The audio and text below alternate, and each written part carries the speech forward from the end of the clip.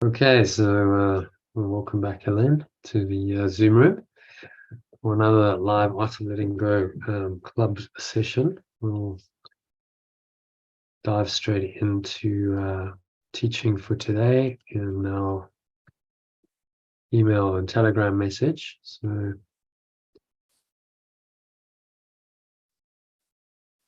give me a moment just to get everything going.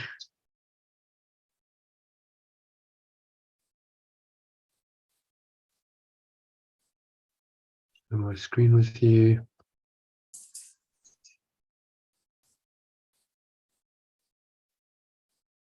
All right, so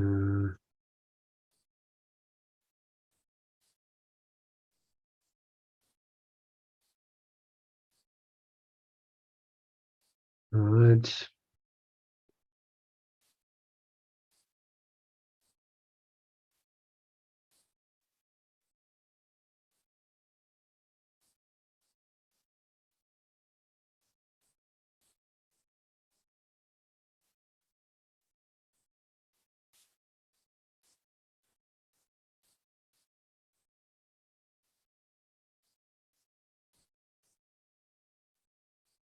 Okay, so if you can read that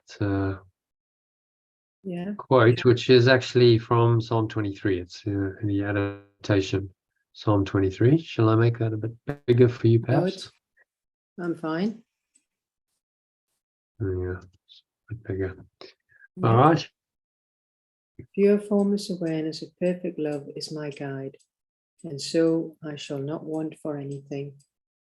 It helps me to rest in the pastures of eternal life and leads me beside the still waters of my being. It restores my soul. Michael with the morning WhatsApp audio. Oops.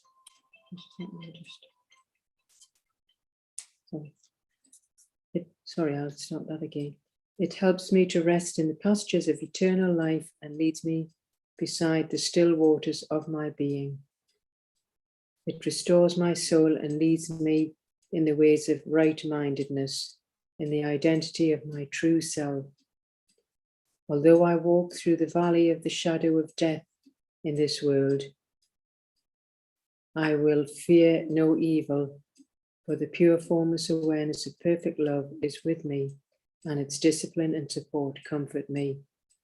It prepares a table of abundance in the presence of my seeming enemies and blesses me with its beneficence, so my cup runs over.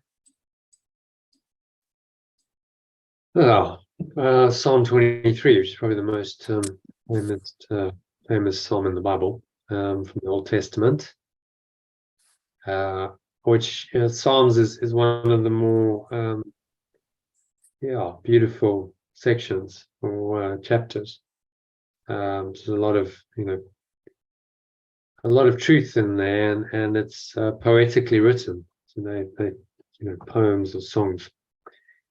So this highlights some of the many benefits of trusting God or pure formless awareness of perfect love in an alternative language to guide you through your life in this world. Perhaps just read it in the original version, King James version. This is of the original psalm. Yeah. The Lord is my shepherd; I shall not want. It maketh me to lie down in green pastures. He leadeth me beside the still waters. He restoreth my soul. He leadeth me in the paths of righteousness for his name's sake. Yea, though I walk through the valley of the shadow of death, I will fear no evil, for thou art with me. Thy rod and thy staff, they comfort me. Thou preparest a table before me in the presence of mine enemies. Thou anointest my head with oil, my cup runneth over. Surely goodness and mercy shall follow me all the days of my life, and I will dwell in the house of the Lord forever.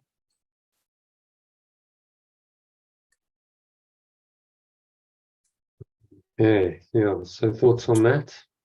Maybe just read the alternative version again, contrasting with the original. Pure formless awareness of perfect love is my guide, and so I shall not want for anything. It helps me to rest in the pastures of eternal life and leads me beside the still waters of my being. It restores my soul and leads me in the ways of right-mindedness, in the identity of my true self. Although I walk through the valley of the shadow of death in this world, I will fear no evil, for the pure formless awareness of perfect love is with me, and its discipline and support comfort me. It prepares a table of abundance in the presence of my seeming enemies and blesses me with its beneficence, so my cup runs over.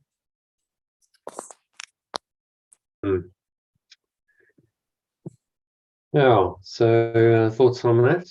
Compared when you read the one with the other? Well, that's easier to understand than the other. The translation. Yeah. I think the Lord, the idea of calling it Lord, but if you reinterpret Lord as pure formless awareness of perfect love, it makes a lot of sense. I shall not want, because it's about abundance. It makes me down to lie in green pastures, helps me to rest in the pastures of eternal life. It's really what it's referring to. Leads me beside the still waters of my being. He restoreth my soul, leads me in the paths of righteousness for his name's sake. Restores my soul, leads me in the ways of right-mindedness. So righteousness doesn't have a particularly good connotation.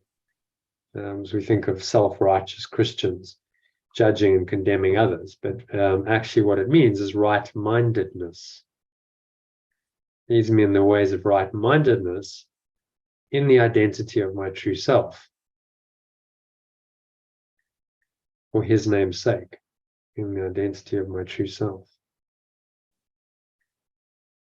Although I walk through the valley of the shadow of death in this world, right? So that this is a world in which death is always hanging there in the background. Sooner or later, death comes to the fore again in everyone's experience. It's their own death, someone else's death. So although I'm apparently walking in this valley where death seems to be threatening, I will fear no evil, for pure formless awareness of perfect love is with me, and its discipline and support comfort me. So the rod and the staff are, I interpret it as discipline and support. Thy rod and thy staff, they comfort me.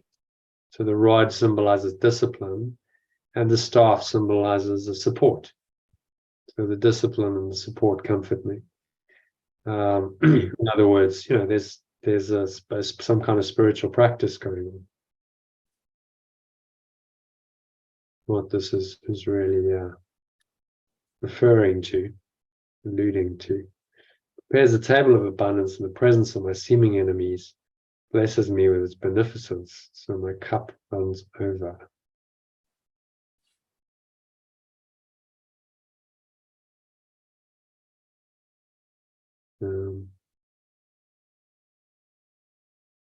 Only goodness and mercy shall follow me all the days of my life. I'll dwell in the house of the Lord forever.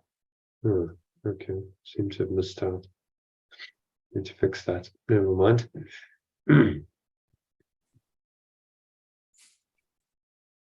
So missed the last one. But it's one of those psalms that's evergreen. People read it and they take a lot of comfort from this, because it's talking about this beneficent presence that's there for us, that's there to help us, and it's always there. It never goes away.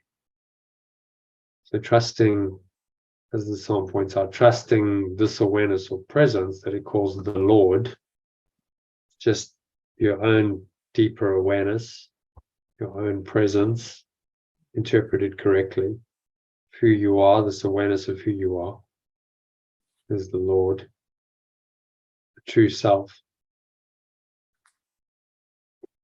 So trusting this awareness or presence is the key to letting go of the ideas and experience of scarcity, sacrifice, loss, death, and the fear that eagerly sponsors all these false beliefs and emotions.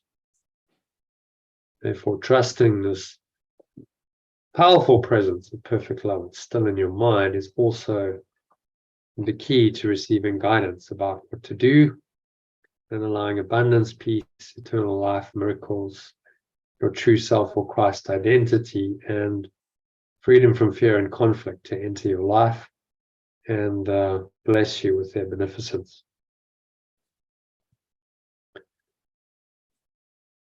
So, yeah, I just recommend watching that. If you haven't watched it yet, it talks about the hero's journey, explore the 3 stages of it. It might be useful just to have a look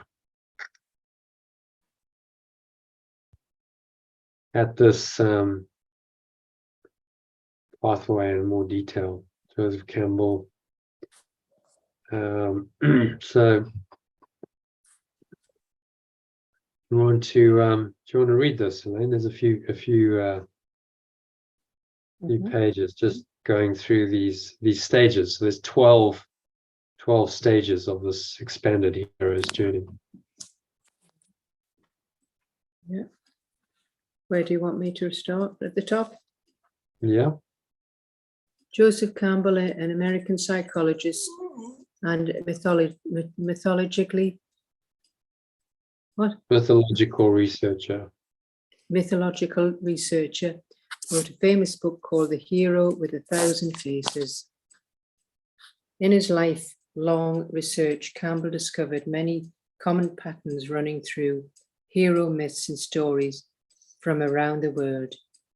Years of research lead Campbell to discover several basic stages that almost every hero quest goes through, no matter what culture the myth is part of. He calls this common structure the monomyth. George Lucas, the creator of Star Wars, claimed that Campbell's monomyth was the inspiration for his groundbreaking films. Lucas also believes that Star Wars is such a popular saga because it taps into timeless story structure which has existed for thousands of years. Many followers of Campbell have defined the stages of monomyth in various ways, sometimes supplying different names for certain stages. For this reason, there are many different versions of the hero's journey that retain the same basic elements. Yeah.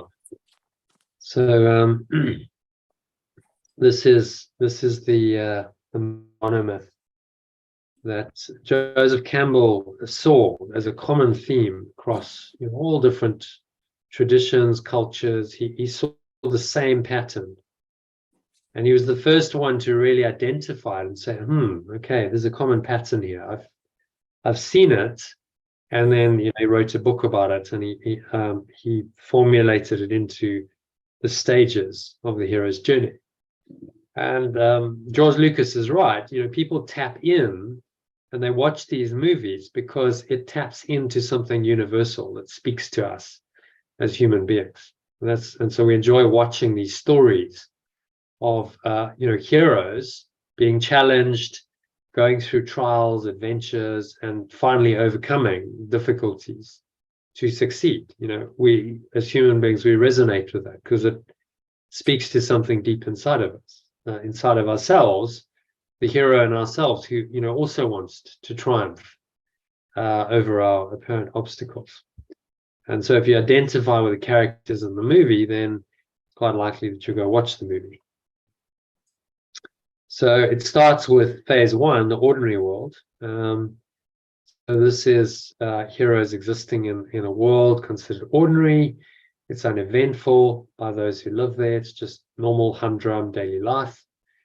Often the heroes are considered a bit odd by those in the ordinary world and possess some ability or characteristic that makes them feel out of place. So they see things differently. They have a different perception of the world, a different perspective. Then what I quite like about this article is it gives examples in various stories, books, and most they've all become movies. So The Wonderful Wizard of Oz. There was the hero of the story is Dorothy. If you've ever read it, she was a little girl in Kansas, and she gets sucked up in a tornado and then ends up in the land of Oz, and has all these adventures. The Hobbit, Bilbo Baggins. It's a very well-known story. He's just in Hobbiton and he's having an uneventful life, and he likes his tea at a certain time, and he's very comfortable. And then along come these dwarves, and they say, and this wizard, and they say, "Are you up for an adventure? Will you be our burglar and go and burgle this dragon in a far off land?" It's like, so he gets a call. Star Wars, we talked about Luke Skywalker. He's on this planet where he's grown up called Tatooine. He's essentially the adopted son of his uncle and aunt, and he's kind of a bit bored. He's a bit bored, a bit frustrated, but he kind of. And then along comes his mentor, Obi-Wan Kenobi, and says, "I've got an opportunity for you. will you follow me? And we need to go fight the resistance. We need to be part of the resistance and fight the Empire." The Lion King, Simba, Pride Rock. It's all kind of pretty humdrum. Things are going okay. And so these movies start with setting that scene. First 5-10 minutes is okay. This is the normal, ordinary world that the hero finds himself in, or heroine finds herself in. And then the second stage is the call to adventure. So you want to read this one? Mm-hmm. For heroes to begin their journeys, they must be called away from the ordinary world. Fantastic quests don't happen in everyday life. Heroes must be removed from their typical environment. Most heroes show a reluctance to leave their home, their friends, and their life to journey on a quest. But in the end, they accept their destiny. Usually there is a discovery, some event or some danger that starts them on the heroic path. Heroes find a mystic object or discover their world is in danger. In some cases, heroes happen upon their quest by accident. Campbell puts it like this: a blunder, the merest chance, reveals an unexpected world. Unsuspected. Unsuspected. Yeah. It could be unexpected. Yeah, unsuspected world. So suddenly the hero is going along seemingly quite nicely, and everything's calm and smooth, although often there's a little bit of an underlying discontent. So if you remember Neo in the Matrix, he's searching, isn't he? The first scene, he's asleep at his computer and he's searching the internet. It shows the screen, and he's searching. So it's shown that he's not really content with where he is. You're not searching if you're fully content. So there's in the ordinary world, there's some kind of discontent which often gets shown, and that then makes the hero ripe for the call to adventure, because they're not that happy with their current situation. And so something happens, a blunder, they run into someone, there's an accident, and then this unsuspected world starts revealing itself. Okay, new world, the hero is forced. The new world, the hero is forced into much different than the old one. Campbell describes this new world as a fateful region of both treasure and danger, a distant land, a forest, a kingdom underground, beneath the waves, or above the sky. a secret island, lofty mountain top, or a profound dream state, a place of strangely fluid and polymorphous beings, unimaginable torments, superhuman deeds, and impossible delight. This description may seem pretty vague, but think of all the various fantasy realms characters have entered throughout the years. Middle-earth, Oz, Narnia, Wonderland. It would even be outer space. I can't see it. A haunted house. Right, a haunted house or the Matrix. Regardless of the details, the new world is sure to be filled with adventure. And the wonderful Wizard of Oz, the tornado, the Hobbit, Grandolph, the Wizard arrives, Star Wars, R2-D2's cryptic message. 2D2s, yeah. So these are examples in movies. The beauty of movies is, if you know the movie, then you can see a really good example of the stage, the call to adventure. So something happens, often like a tornado. Well, that's not seen as a particularly good thing, but that is the start of Dorothy's hero's journey.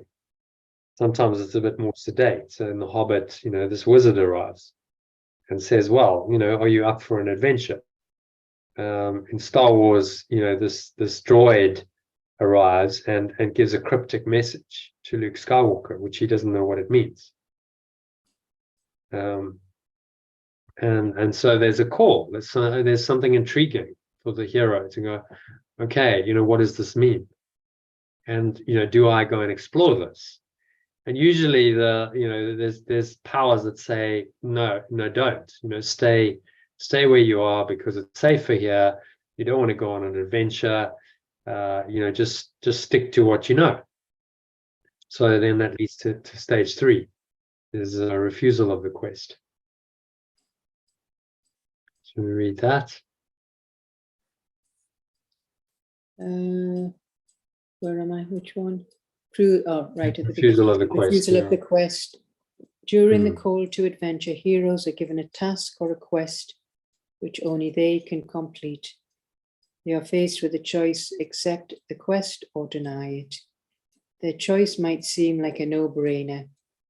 If they don't accept the quest, there won't be much of a story, or will there?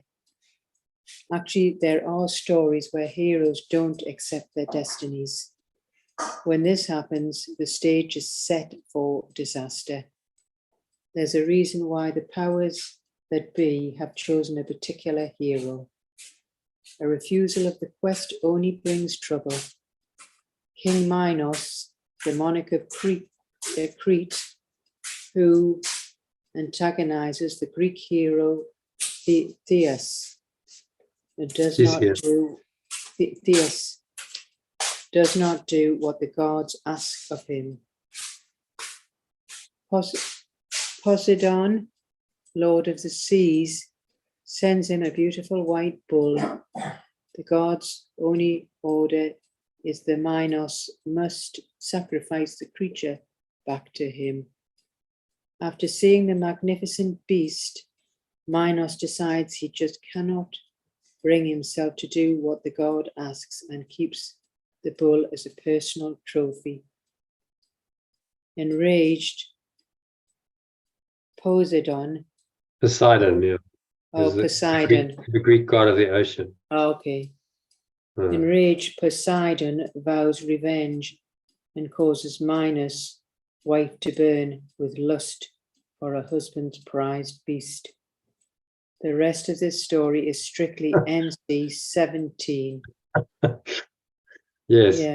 So let's not go into that. But to result in the birth of the Minotaur, a creature half bull, half human, cursed his father, King Minos. So the story is there to illustrate, if you don't listen to and you don't do what you're supposed to do, in this case, it's Poseidon, a god who becomes personalized. But if you don't listen to guidance and you go, no, I'll do it my way, because he prized the personal trophy. It was King Minos it was about his personal pride. He didn't want to give up. He didn't want to give up the bull because he wanted it for himself. So there was ego there. And then, of course, there's a price to pay for ego. There's always a consequence. So it's illustrative of you've got to listen to guidance and follow it. And the idea of sacrifice, sacrificing a bull, but the idea is you got to let go of this, haven't you? Let go. I've given you this, but you've got to give it back. You've got to let it go and not hold on to it for yourself, because that is not the way. And so the hero has been asked to let go of their personal attachment, often to their circumstances, to people, special relationships, whatever keeps them in the locked into their current reality. And then often they refuse to start with.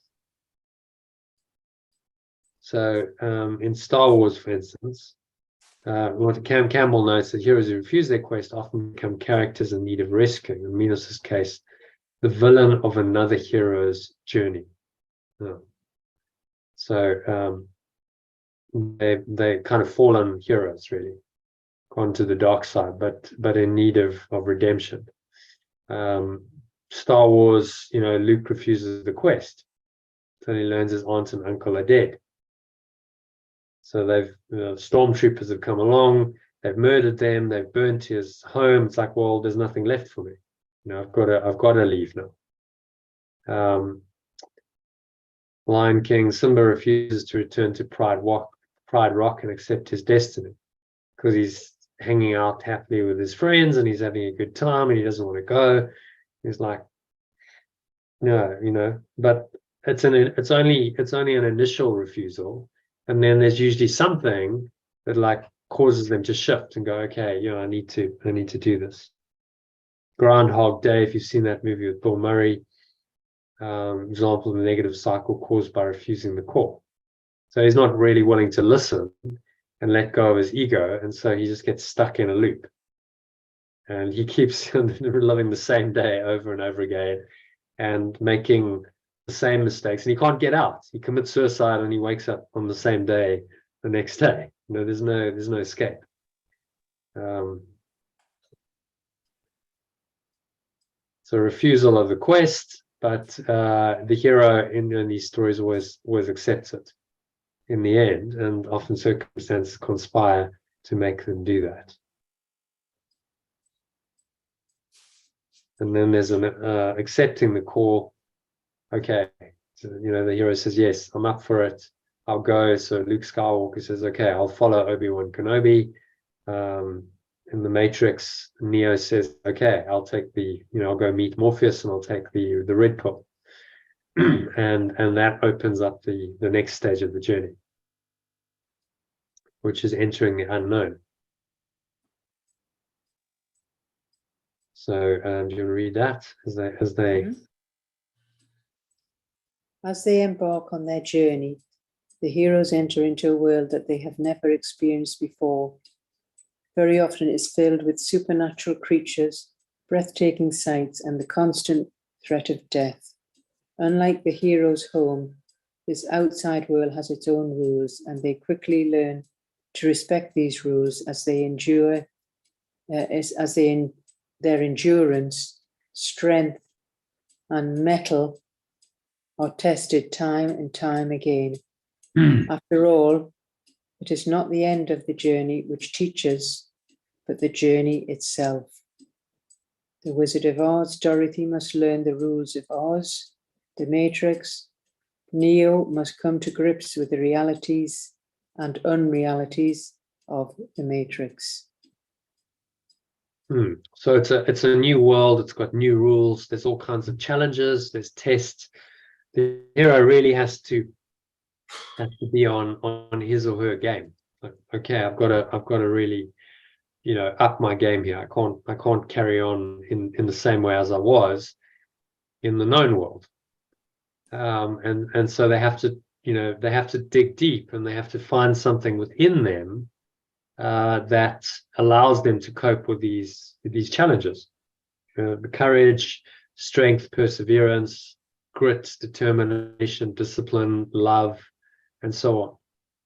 And that's really the whole point of the hero's journey, is it makes them deepen as characters. They have to go within and find these inner resources that were previously inaccessible to them because they didn't need them in the comfortable known world. They didn't need to go, and dig that deep.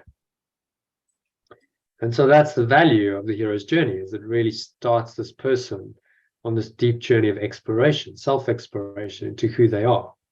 Because they have to find something else. They can't just carry on as they were in the known world and cope with this unknown reality.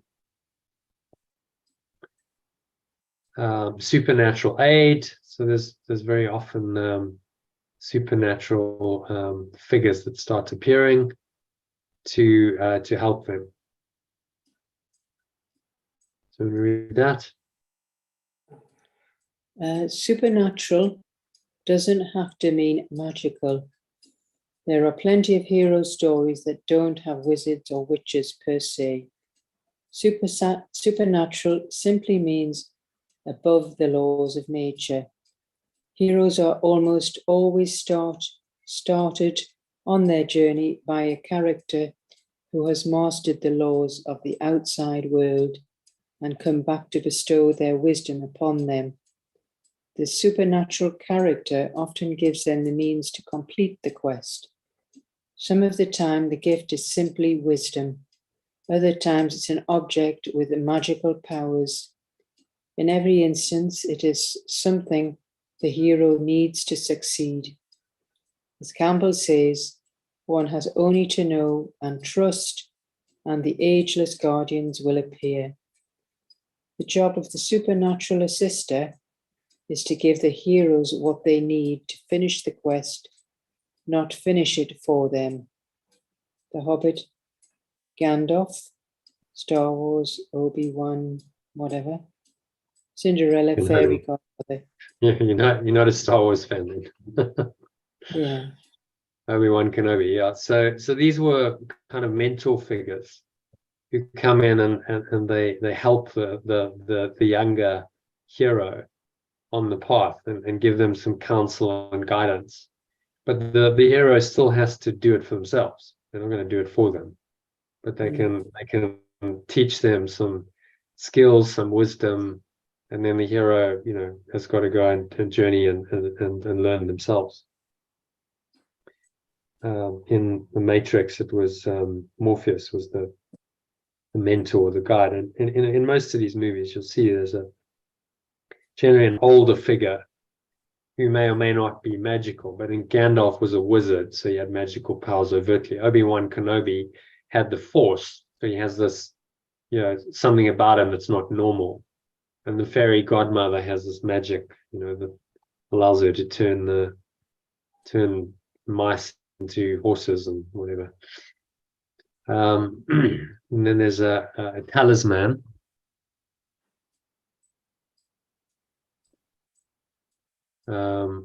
Special and often magical items that assist the heroes on their quest.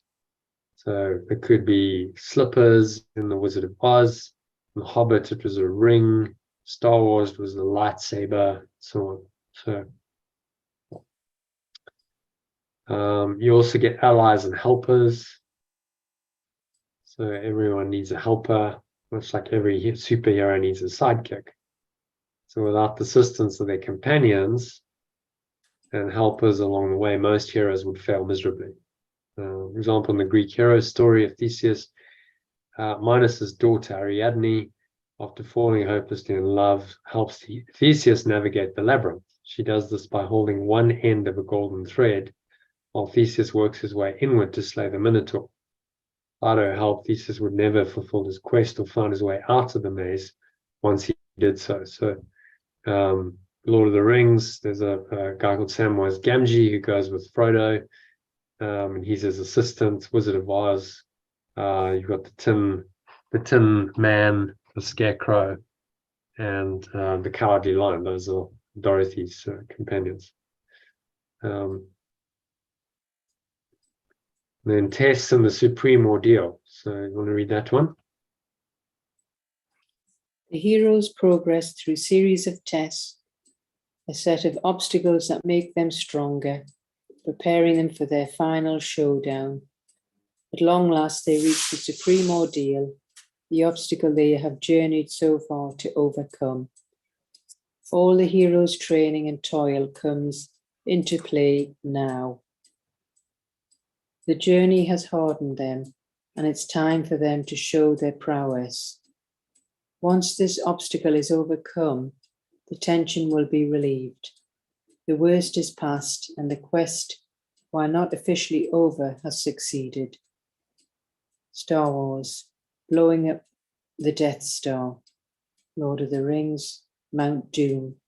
The Wizard of Oz defeating the Wicked Witch. Yeah, so they end up at, it's the culmination. Usually one of the final acts of the movie where, right, now it all comes to the final scene. There's some kind of crisis. The hero has to step up, and through all of their learning and their experience, they now are able to play a role. They wouldn't have previously been able to do it, but all of their training has prepared them for this. And usually it's facing evil in some way. So blowing up the Death Star, well, the Death Star was what says it all. This was designed to destroy planets, so they have to go and destroy this massively destructive space station that the evil empire has created that can destroy whole planets. Lord of the Rings is they have to go and get rid of the ring into Mount Doom, which is a volcano, and cast the ring in. There's a whole quest to get there, and eventually it comes to the climax, and they eventually do it. In the Wizard of Oz, defeating the Wicked Witch. So it's always facing evil and then triumphing. And I think this is why we like watching these stories, because we all have this goodness in our heart. We want to see good triumph over evil. That's the essential story that's always going on in the hero's journey. And the hero represents the good guy, the person who embraces the light and lives it and is willing to face the darkness and their own inner darkness and overcome it and succeed in their quest, which then often has a physical, material outcome, but it's really a result of the inner journey they've been on. Okay, and then there's the reward and the journey home. Do you want to read that one? Yeah. Typically, there is a reward given to heroes for passing their supreme ordeal. It could be a kingdom, it could be the hand of a beautiful princess, it could be the Holy Grail. Whatever it is a reward for the hero's endurance and strength. After the heroes complete the supreme ordeal and have the reward firmly in hand, all that is left is for them to return home. Just because the majority of the adventure has passed doesn't mean that the return journey will be smooth sailing. There are still lesser homebound obstacles to overcome. The Hobbit, the Battle of Five Armies, the Lord of the Rings, Return to Hobbiton. So there's kind of an aftermath of okay, well, we've got to now just return back to the known world with much greater perspective, increased perspective, wisdom that can be very helpful for people. And then master of the two worlds, restoring the world. So I'll read that one. Yeah. Success on the hero's quest is life-changing for them and often for many others. By achieving victory, they have changed or preserved their original world. Often they return with the elixir, an object or personal ability that allows them to save their world. The heroes have also grown in spirit and in strength. They have proved themselves worthy for marriage, kingship, or queenship. Their mastery of the outside world qualifies them to be giants in their own. Lord of the Rings, Fredo saves the Shire, The Wizard of Oz, Dorothy writes Oz of the Wicked Witch. Yeah, rids Oz, the Wicked Witch. So they come back and they're now the redeemer, the savior of their existing world. And they come in with something that is outside of that world. People look at them and go, wow, how did you do that? Where did you come from? Because they've had an experience that is beyond, what most people in that ordinary world have had. And then they come back into it and people go, wow, you're some kind of superhero now. But they were just ordinary people who were willing to go on a journey, had the courage to listen to the call and go through all the trials and the tribulations and finally the ordeal to overcome their own doubts and fears. And now they bring this higher awareness really back to the world that they left, and they use it for good. It can be used to save the world. And really benefit that society that they just come from. So in the Lord of the Rings, they've just faced the Dark Lord and all his armies and defeated him, and they go back and there's some residual troublemakers in the Shire who busy trying to boss everyone around and build horrible industrial type things, as Tolkien warning as the industrial age. But they got no problem sorting it out because they've dealt with the Dark Lord himself, the devil himself. So these sort of minor, and they just kind of sort it out. And people are like, whoa, where did you come from? Because they've been away and they've expanded their capacity on their journeys to deal with difficulties like that. So and we carry on. So the monomyth is not just for mythology. Read that paragraph. While Joseph Campbell's monomyth works best with the traditional form of the quest, folk and fairy tales, myths, legends, and other fantasies, it can be applied to many different genres or types of stories. A quest does not genres. Yeah, it's a genre. It's a type of genres. Horror, a romance, or a horror story, or an epic. Those are genres in movies and in sports. Right. Yeah. What types of stories? The quest does not have to include swords and monsters. It can just as easily occur in the real world. The monomyth, ageless and universal, exists anywhere and everywhere. So at any point, you could go on your hero's journey. This is the teaching. Everyone can be a hero if you do what heroes do. If you listen to the call to adventure and you're willing to journey out of your known world into an unknown world. Now, that doesn't necessarily mean you go anywhere. You just change your perception. So from a course perspective, you start with something like the course in this mind training. That's the hero's journey that you're going on. And there's a call to adventure. And although you may not be going anywhere physically, there's a profound shift. You're moving from the known world into the unknown world.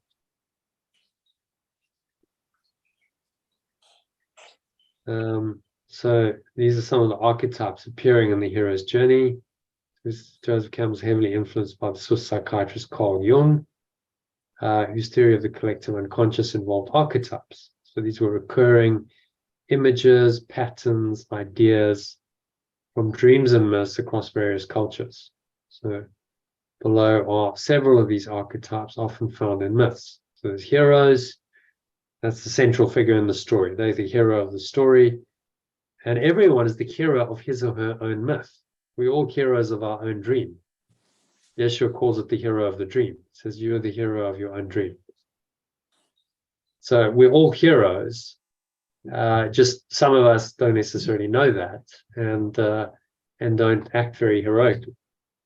Well, once you understand these principles, you can start making different choices and acting like a true hero, and consciously undertaking this path. The hero's journey is the timeless journey of awakening. That's what it's really about. Yes, there's a story and there's an outcome and there's all these characters, but it's really about the awakening of that person, that hero, to their true self. That's what the hero's journey is about.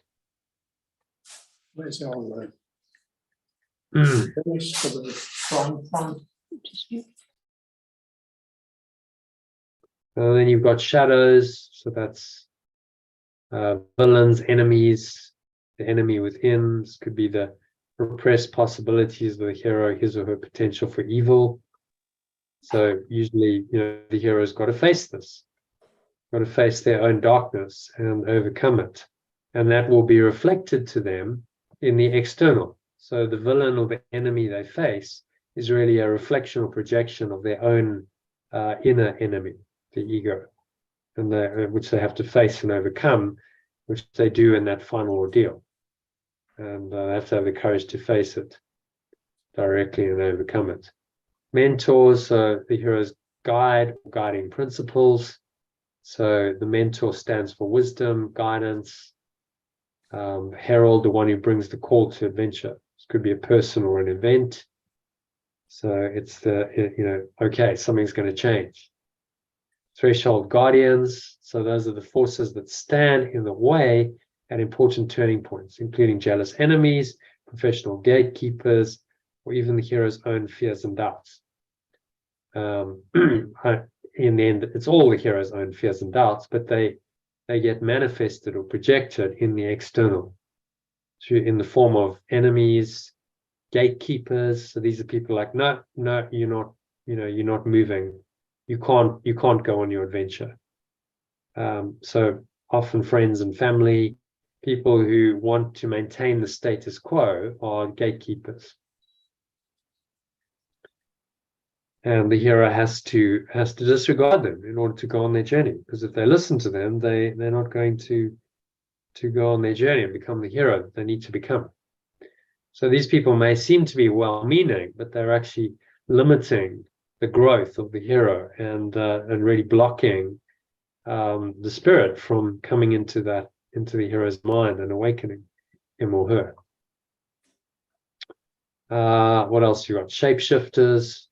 So that's in stories, creatures like vampires or werewolves who change shape. In life, the shapeshifter represents change. So these characters can come in tricksters, those are clowns and mischief makers, allies, characters who help the hero throughout the quest. And the woman is temptress. Sometimes a female character offers danger to the hero, a femme fatale. So these are some of the archetypes which then populate this world of myths and legends, which draws a lot on what psychiatrists called archetypes.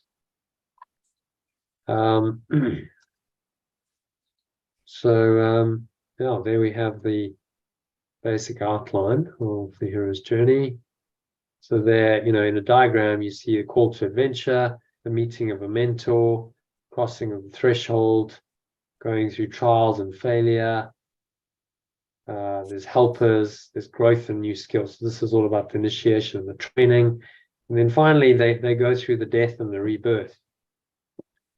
The death of their old self and the rebirth into a new self, which brings a revelation. They now understand who they are. They've gone through this process of one-ment, and they then get a gift, which might be physical, but normally it's spiritual, and they return change to their existing world where they can, help and benefit and help others, and maybe they then become a mentor or a guide in someone else's journey. And so we have this, interlocking hero's journeys. Someone who's been on this, profound journey can then become a teacher, a mentor, a guide for someone else who's just, at the start of their journey. And so it's an interlocking chain of heroes' journeys. And yes, you're saying to us, well, this is the atonement plan. If everyone, plays their part and does what they're called to do, then we're all going to wake up.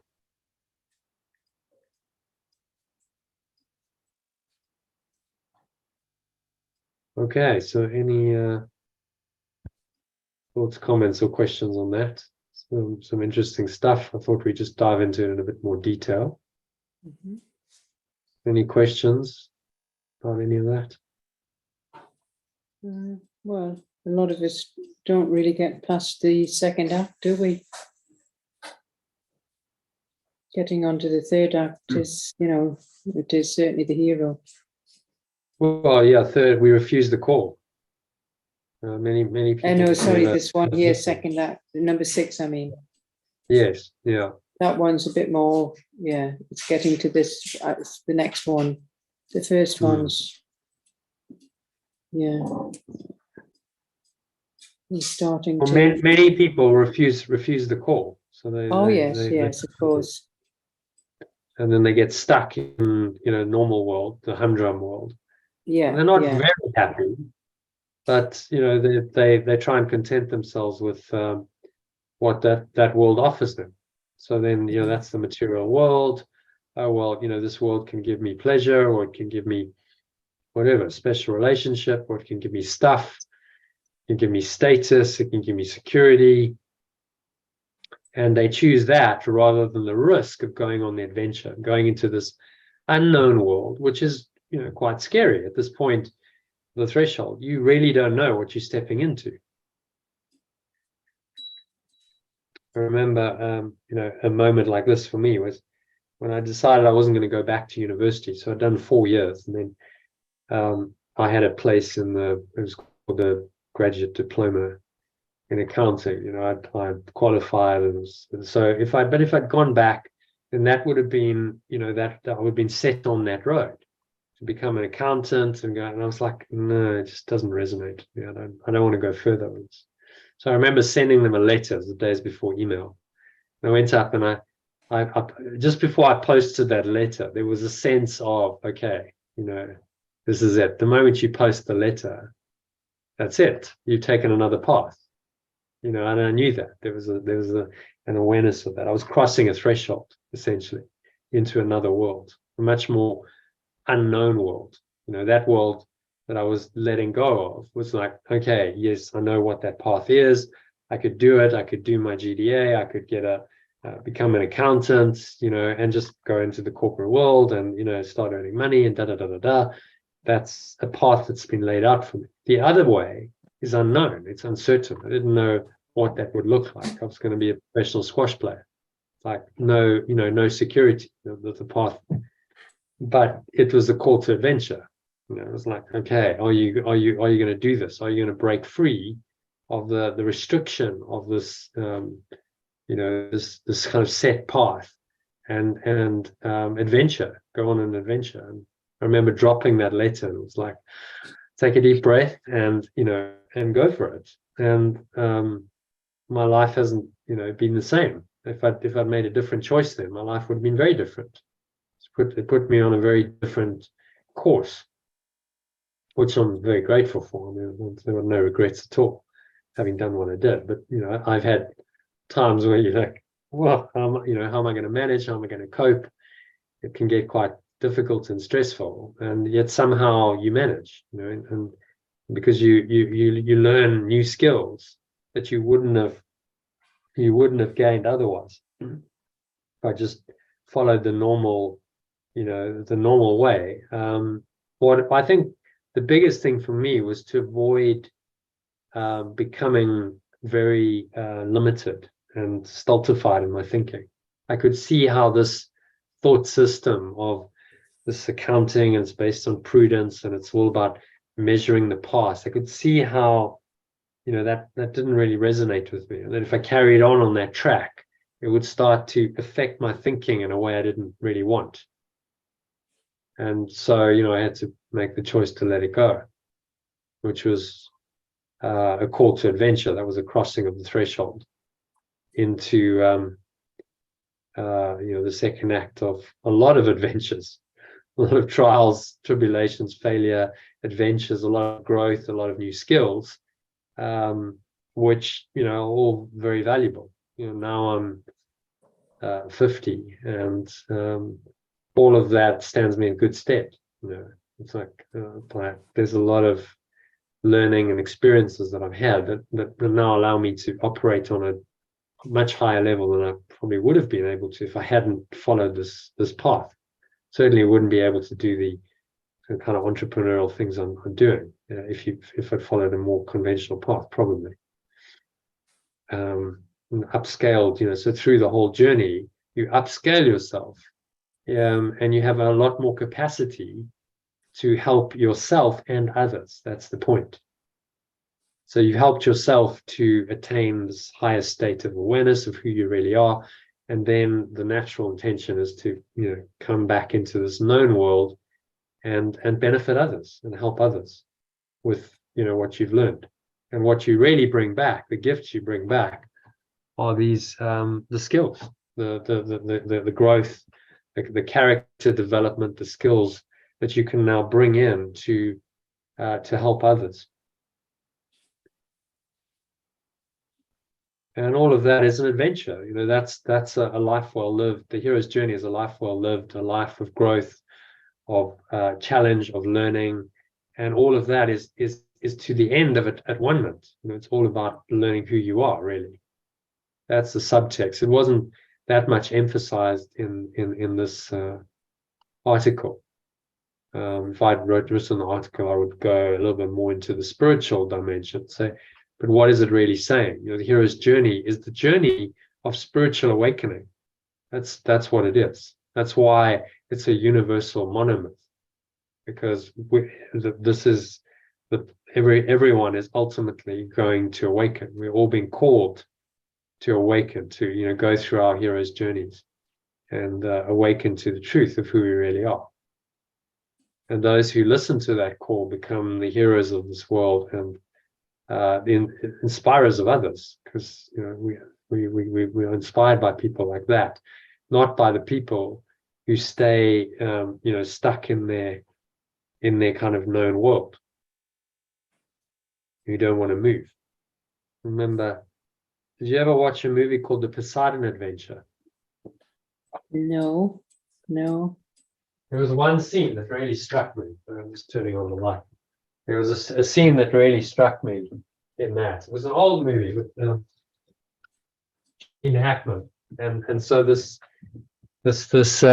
big ship turns upside down, but they don't really know what's happened. But it's kind of upside down in the ocean. It's a big storm, and Gene Hackman, who's kind of the leader of the heroes, is standing above this big ballroom, and there's hundreds of people there, and he's saying, "Come, please come." He's saying, "The ship is upside down.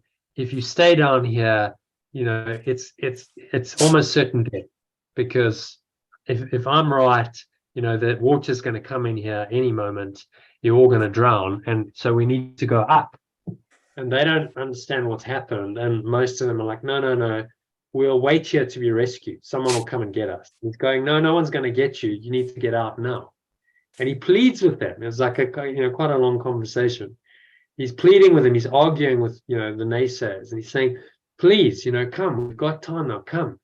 And a few come. There's a few, you know, people who are up for it. You say, "Yeah, okay, I'll come with you." Maybe a handful. There's like 6, 7, maybe 10 people, something like that, out of this whole out of hundreds. And then he's like, "Okay, now we've got to go." And then obviously, as you know, as they go, as they're moving off, then suddenly there's a breach, and, you know, the water's flooding in, and everyone's panicking, and they're like, please help us. When moments before, you know, they said, "No, actually, we'll just stick it out and wait." And so they all drown.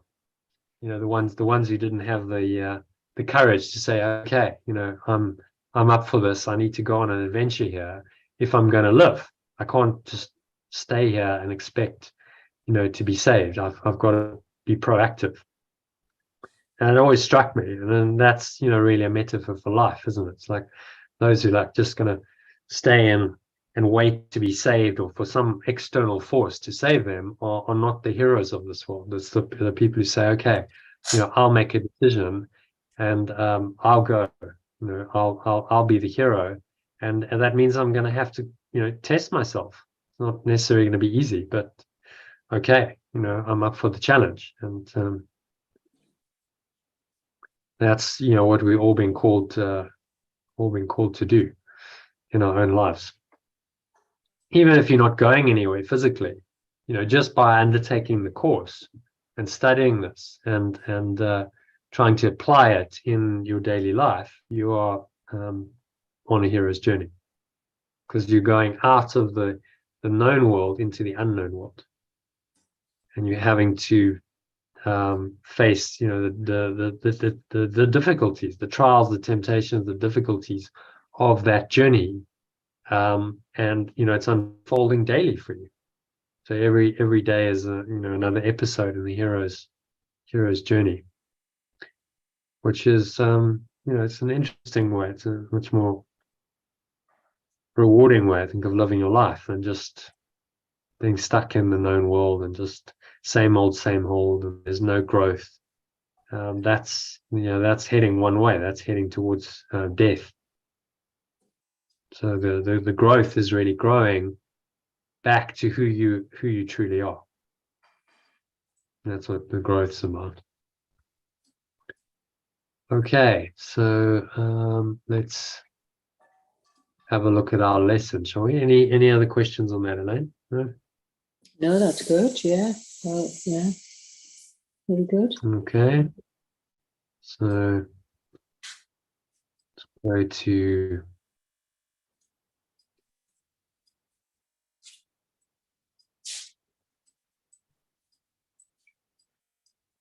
today's lesson, which is lesson 214 we're on to.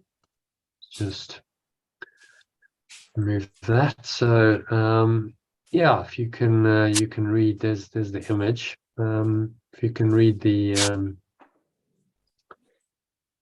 What? I am not a body, I am free, for I am still as God. Perfect love created or extends me. I place the future in the hands of God. In the hands of God. I entrust the future to the power of perfect love. yeah, so that translation, you know, I think just makes it more personal. Place the future in the hands of God. What does that actually mean? But I entrust the future to the power of perfect love. I'm saying I'm trusting this this power that's within me, this really, you know, powerful, beneficent force to direct things. You know, this power is going to direct my life and the world in a way that is beneficial, beneficent to me and others. And then there's a short commentary, so you read that in the original and the alternative. The past is gone, the future is not yet. Now I am freed from both. For what God gives can only be for good. And I accept but what he gives as what belongs to me. The past is gone and the future is not yet. Now I am freed from both. For what pure formless awareness of perfect love gives can only be for good. And I accept only what it gives as they belong to me. Well, so thoughts on that? It's very clear. You just learn to live now, and that's where we find our peace. Hmm.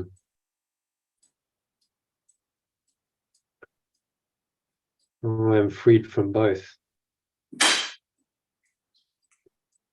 What pure formless awareness and perfect love gives can only be good.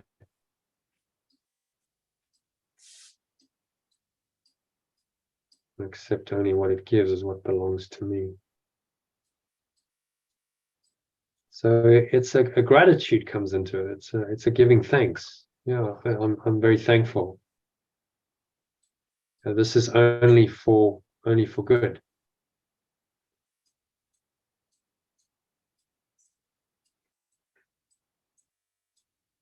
And I feel that that goodness. I'm grateful for it.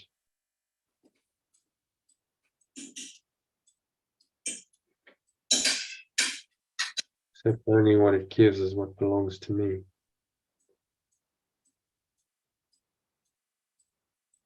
So there's gratitude, there's acceptance. And when we're grateful and we accept, we bring it into manifestation, don't we? So this is the simple truth. The best way of manifesting anything in the world is to be grateful for it. Just to be grateful.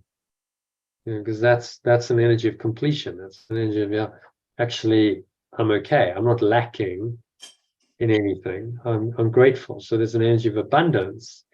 And then from that energy of abundance, you create abundance. You attract things of the same kind of order, same frequency, if you want to put it that way. So rather than seeking and desiring, you say, no, I'm grateful already for what I have. And that's a much more powerful way of manifesting. Not that you're necessarily trying to consciously manifest anything, but whatever you need will happen. I think this is the key takeaway.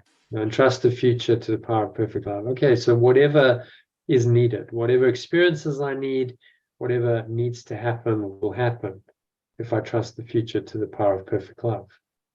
It's all going to unfold as it should. And I'm just being done through. I'm just being guided as to what I should do to allow that process to happen. So it's no longer me trying to achieve things and do things. It's happening through me. It's a very, very different mindset, isn't it? Much calmer, more peaceful, more surrendered. And this is what he's trying to communicate with this lesson. That you can sit back and you can trust. That doesn't mean you're inactive and you do nothing. No, because you take guided action. Whatever you need to do, whatever you feel called to do, you do. But it's inspired action for a higher purpose. It's not the ego saying, well, do this and this and this because you're going to get, this and this result and reward. It's much deeper than that. Inspiration comes from the spirit.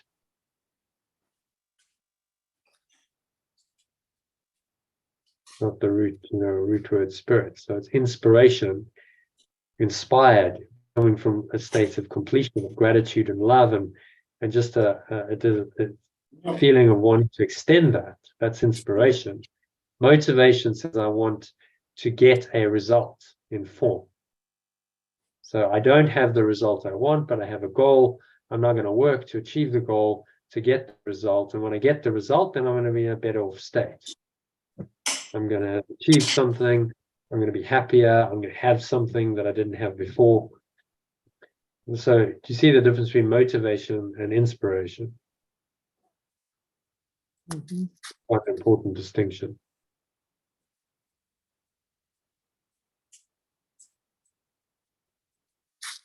Okay. And then just the last sandwich. I am not a body. Read those few lines. I am not a body, I am free, for I am still as God created me. And I am not a body, I am free, for I am still as perfect love extends me.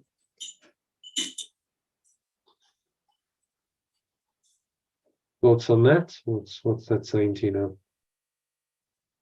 now? Well, we have to recognize the body's not as we think it is. It's a neutral thing, and so therefore it leaves us free.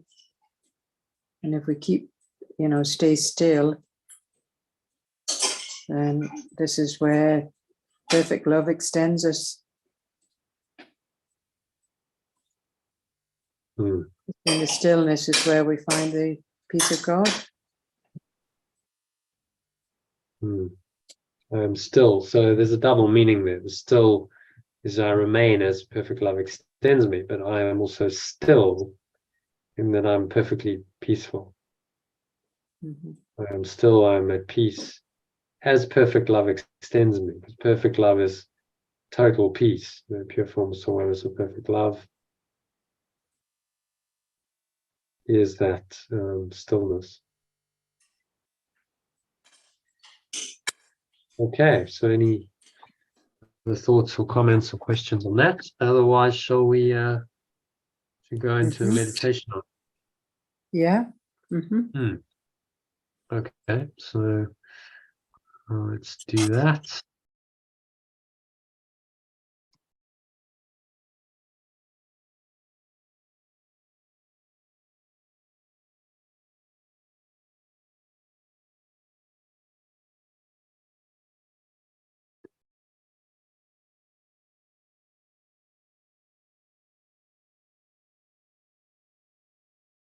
Okay, so this is a meditation on today's workbook lesson, another review lesson, originally based on 194.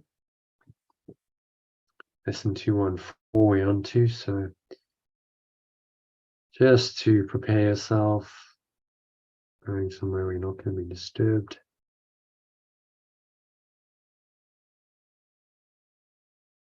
For the next 20 minutes or so, close your eyes, cup your hands in your lap, sit, your feet shoulder width apart, your back straight.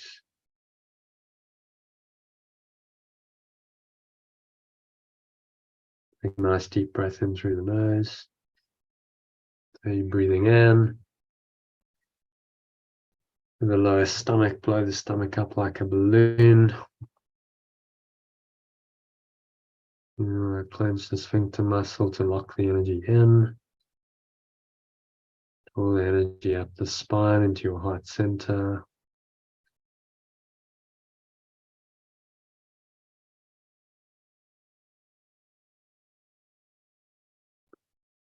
Maximal inhale breath, just pause at the top of the inhale.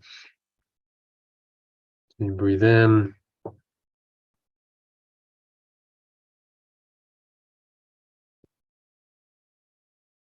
Smile, scan your mind.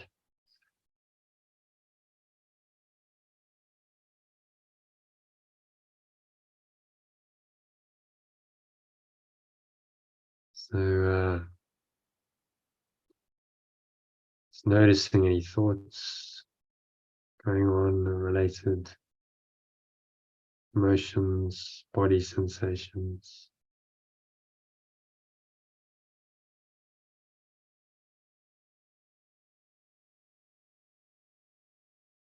If there's anything that's at all fearful, just notice it, what that feels like. Doesn't feel good. Notice the thoughts, the emotions, any related body sensations, and just breathe into it.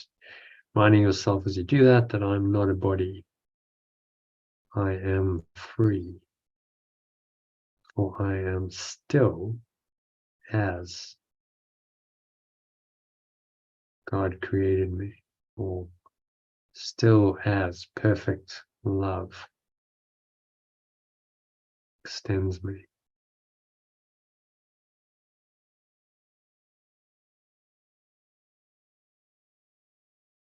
And still as perfect love extends me.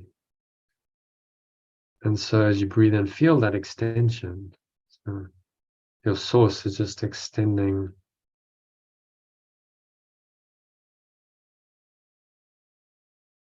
in and through you. You're free in this extension.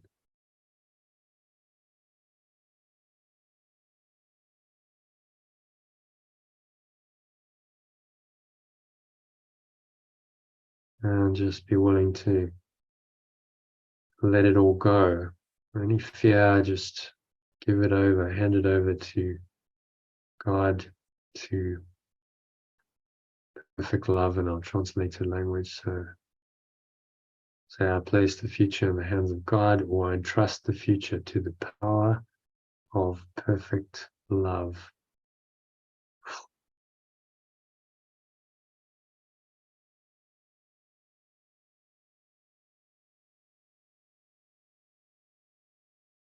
You blow it all out, the breeze of your breath.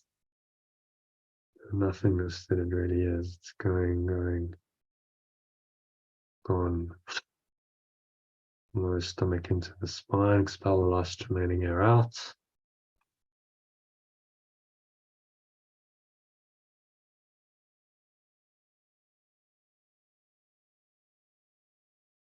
And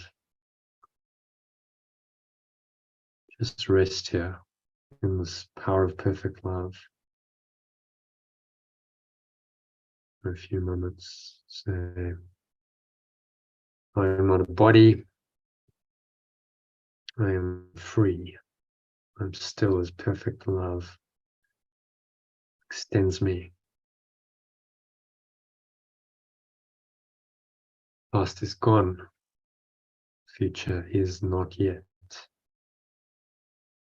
Say these as affirmations, ideally out loud.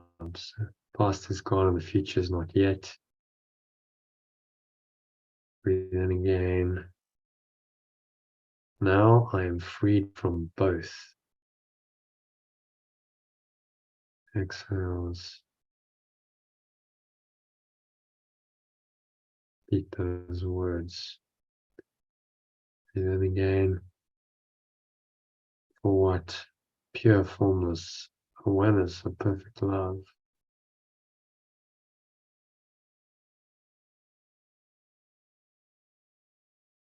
Gives can only be for good.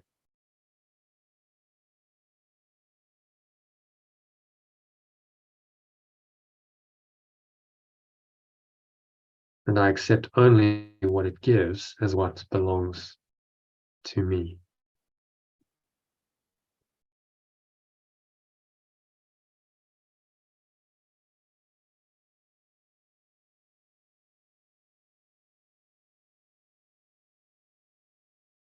I'm not a body. I am free. I'm still as perfect love extends me. And just breathe this perfect love into every pore and every cell and every muscle of your body and every part of your mind, every fiber of your being. Just rest in this perfect love.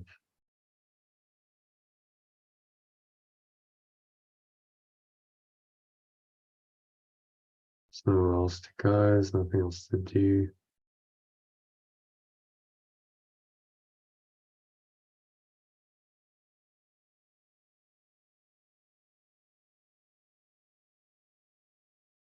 Just breathe in and out through your nose. Observe the breath, relax, be still.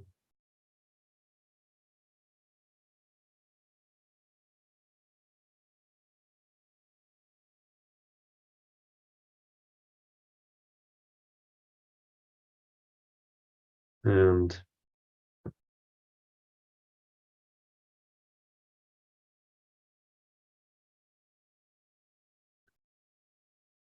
know that you are God. It's a great Bible verse says, be still and know. And I am God. So just know that in your experience of peace, love and wisdom.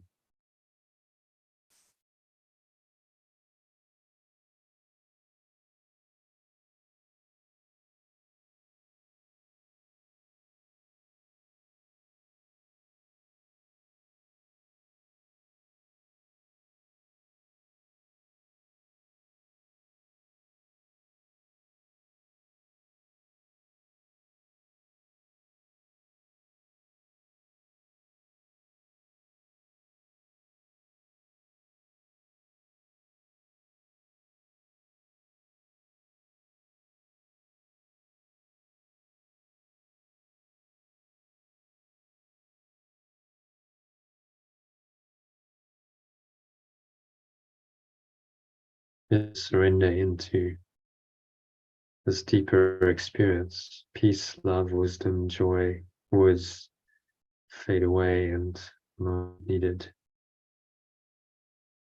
Just a deep experience of your own awareness, pure formless awareness, perfect love we call it, which is God.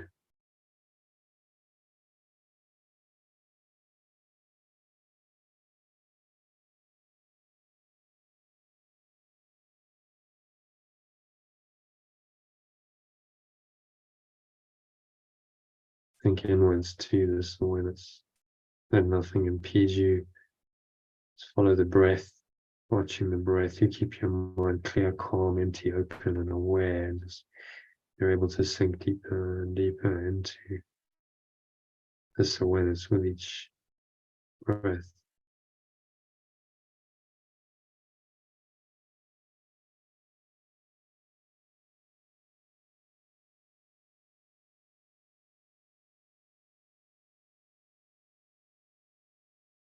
Sinking inward, going down, deeper into your mind with each breath, going deeper and deeper into the stillness.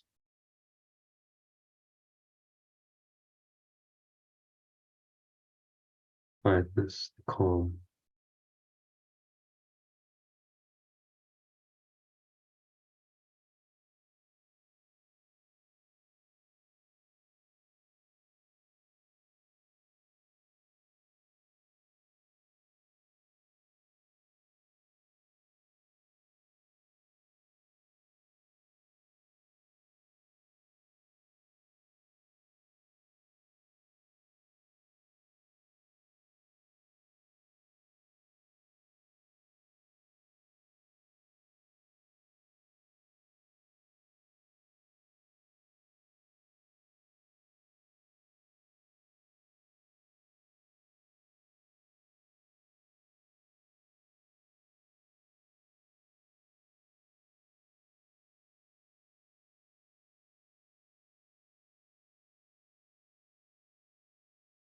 Any thoughts come in, seemingly disturb this deep peace.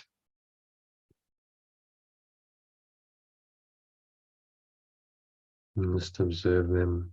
They're like clouds just coming in and drifting away. Clouds cannot obscure the reality of the blue sky and the glorious sun that shines through it, which is your true awareness and the source of that awareness shining through it.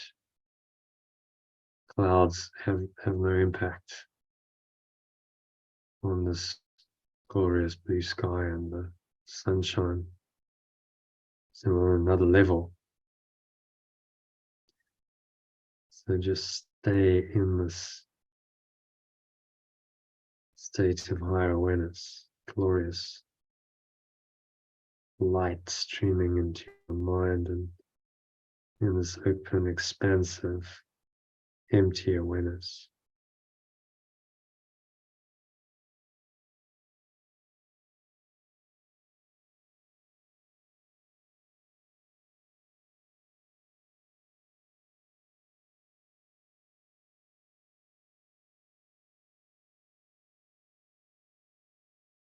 So just exhale. Okay. Place the future in the hands of God, or I trust future to the power of perfect love. I just blow away all those clouds, let them go with the breeze of your breath into the nothingness they already are. They're going, gone. Pull the lower stomach into the spine, expel the last remaining air out. And rest here in this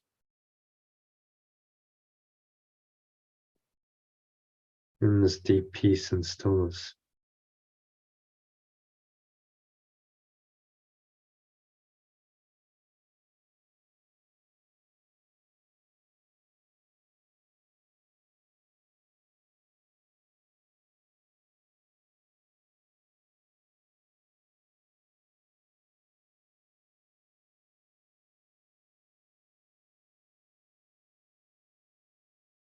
and just sink into the silence. No technique, no path, just pure silence for a couple of minutes, deep contemplative silence.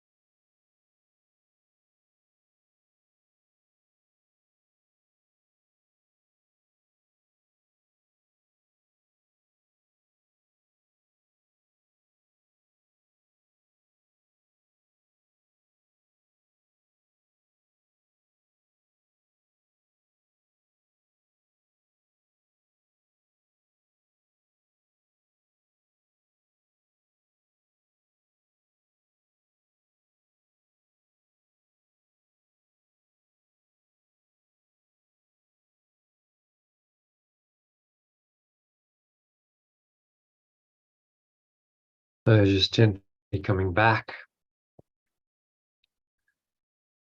from this deep state of awareness into an awareness of the body and the breath and the senses and the world. And on the count of 3, you're going to open your eyes. So 1, just breathing in, noticing how the stomach rises and the chest rises. Subtle flow of air in through the nostrils. Just pausing at the top of the inhale. A maximal inhale breath.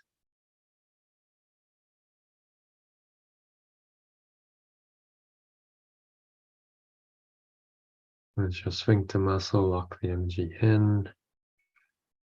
Draw the energy up the spine. The count of 1. Count of 3, you're going to open your eyes. So pause at the top of the inhale. Breathe in again.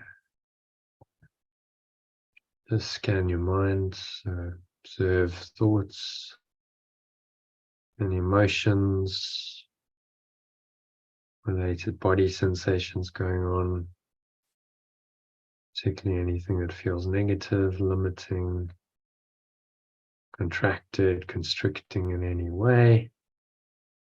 Just remind yourself that there's the future in the hands of God, or entrust the future to the power of perfect love. And I'm not a body. I am free. I am still as perfect love extends me. And you exhale and you blow it out and you let it go. You surrender. Pull the lower stomach into the spine, expel the last remaining air out.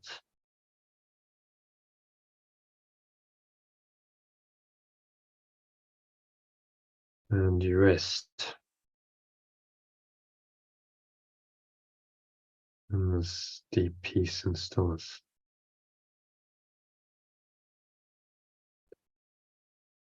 For a few moments.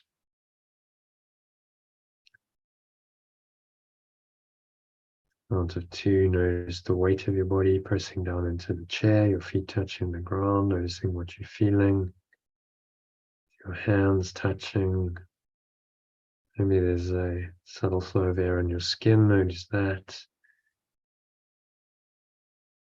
Notice what you're feeling, touching, smelling as you breathe in. Again, notice any smell, notice what you're tasting, notice what you're hearing.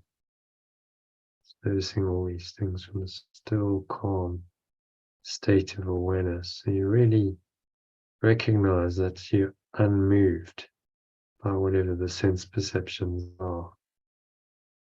Remain rooted in your true awareness, unaffected by the sense perceptions.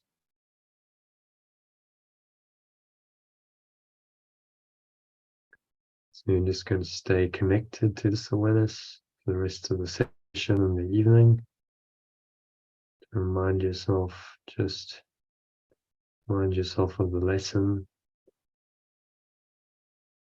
Place the future in the hands of God, or if you prefer the alternative, I entrust the future to the power of perfect love.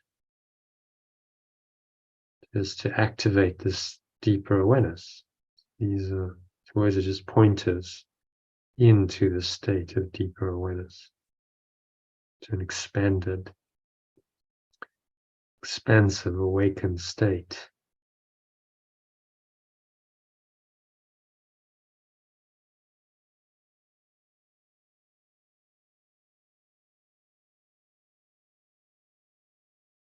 And so it is. So on the count of 3, open your eyes.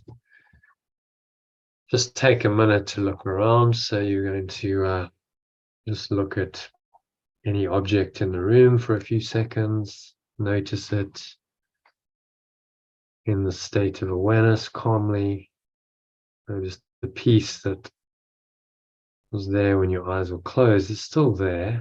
It hasn't really gone anywhere. It's the same awareness. And close your eyes just to confirm that. And then you open your eyes again and notice nothing really changes. It's the same awareness, the same underlying state. Do that for a few objects, just randomly selected. You look at them, open eyes, and you close your eyes. And notice that it's the same awareness. The awareness of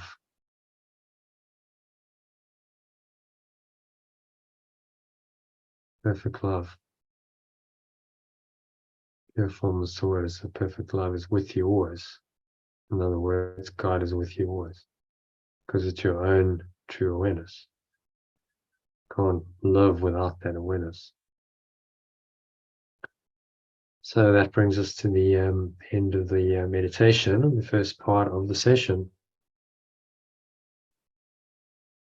So,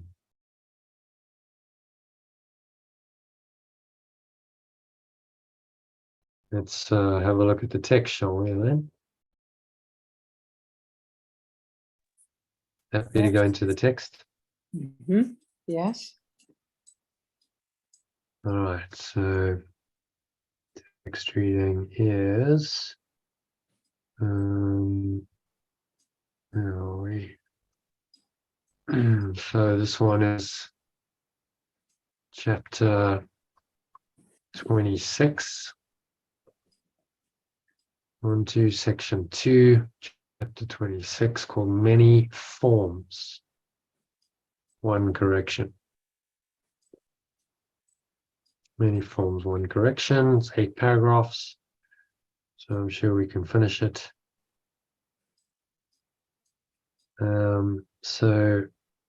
Would you like to read the read it in the alternative? There's not much to translate in the first paragraph. It is not difficult to understand the reasons why I do not ask the remembrance of perfect love to solve all problems for me. It does not have greater difficulty in resolving some than others. Every problem is the same to it because each one is solved in just the same respect and through the same approach.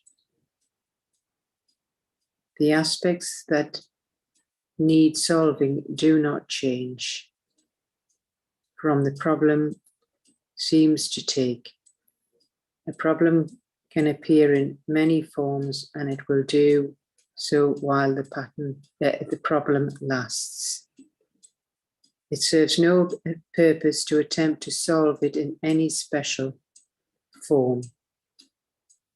It will reoccur and then reoccur again and yet again until it has been answered for all time and will not rise again in any form. And only then am I released from it.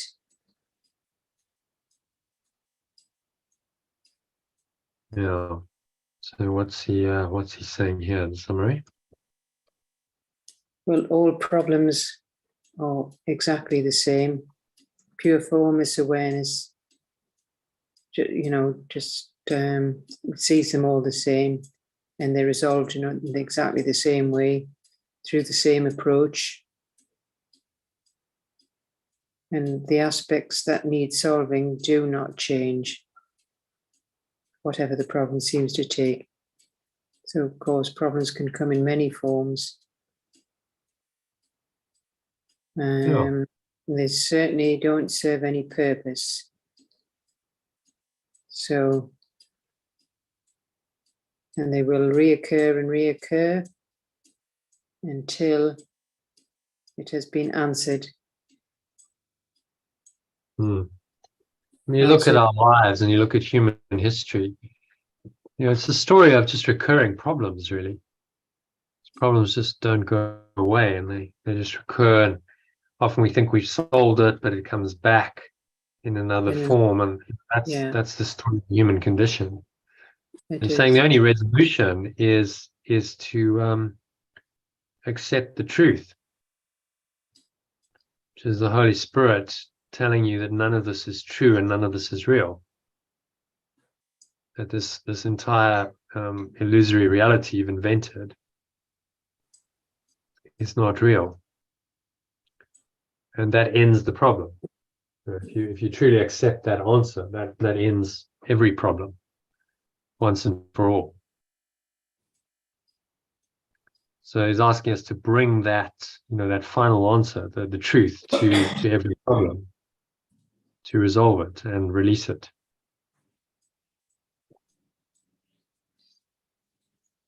Recognize every problem in its specific forms as illusory, as not really a problem, just a made-up problem.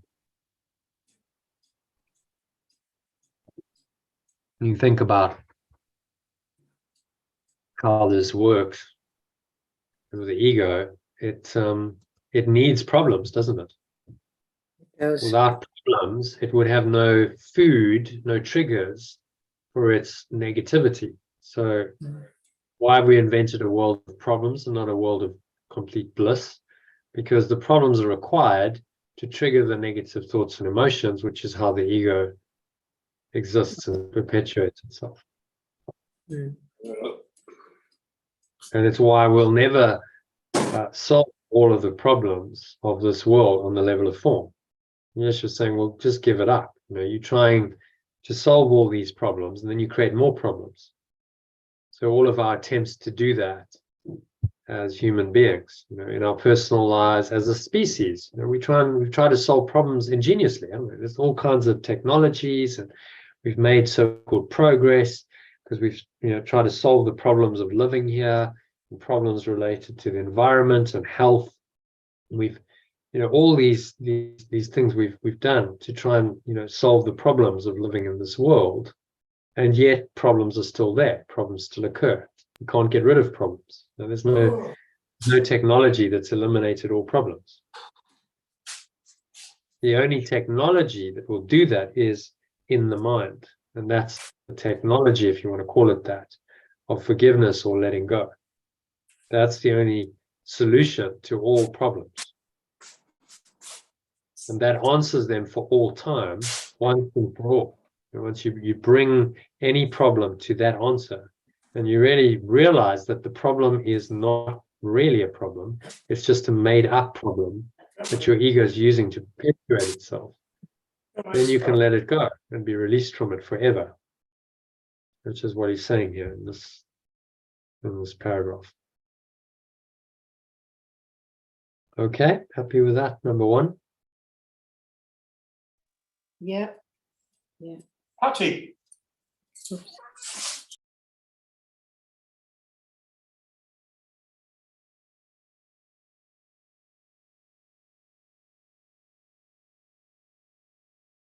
Okay, so number two then, the Holy Spirit will become remembrance of perfect love, otherwise nothing really, and God will become pure formless awareness of perfect love. Otherwise it's pretty much the same. So do you want to read it in the alternative? Yeah. The remembrance of perfect love offers me release from every problem that I think I have. They are the same to it because each one, regardless of the form it seems to take, is a demand that someone suffer loss and make sacrifice so that I might gain. And the problem is gone when the situation is worked out so no one loses, because it was an error in perception that has been corrected. It is not more difficult for it to bring to truth one mistake than it is another, for there is only one mistake. The whole idea that loss is possible and could result in gain for anyone. If this was true, then pure formless awareness of perfect love would be unfair, sin would be impossible, attack justified, and vengeance fair. Yeah, some would be possible, not impossible. Oh, yeah. So what's he saying in this one? Well, the remembrance of perfect love offers us the release of every problem that we think we have. And regardless of the form, you know, that they're all the same. But there is one. When no one loses. I think this is a big key. I was doing that the other day with John. I don't know if you listened to that session we did, but really the key teaching was there's no losers for situation to be worked out. There can be no one who is unfairly treated. The Holy Spirit's solution is always one where everyone gains and no one loses, which is the only way on a practical level to work. In any situation, let's say it's a business transaction, everyone must feel like they've done well out of it. Otherwise, there's no real solution. Someone's going to feel hardly done by. On a social level, if there's minorities, for instance, who are not treated right, and there's resentment and they feel unfairly treated, it's not a solution until the solution only comes when you address that with these principles of fairness, equity, based on unconditional love. So no one must lose for the resolution of any problem. In truth, no one can lose.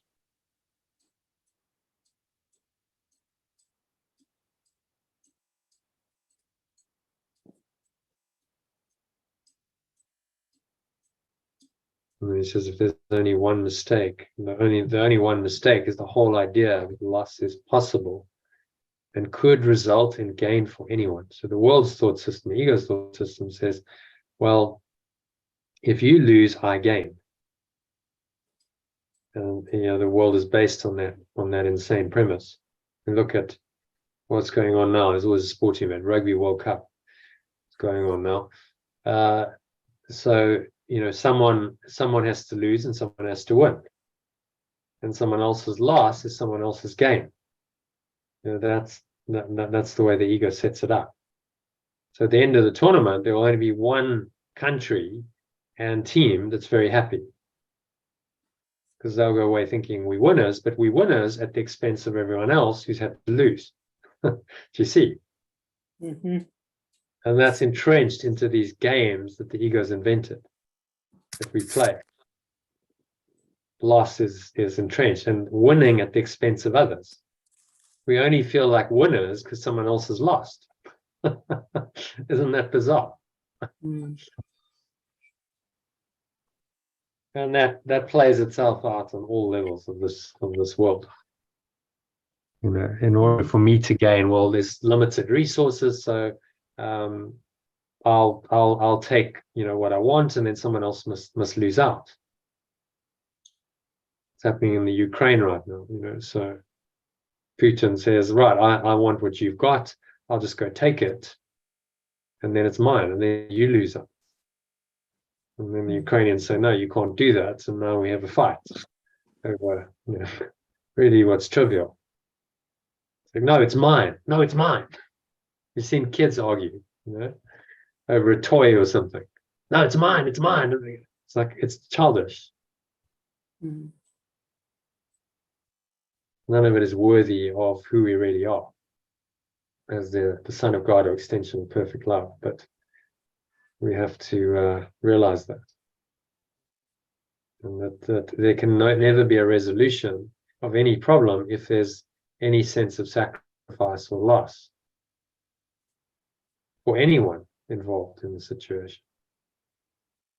So it's a win-win. There has to be win-win all round.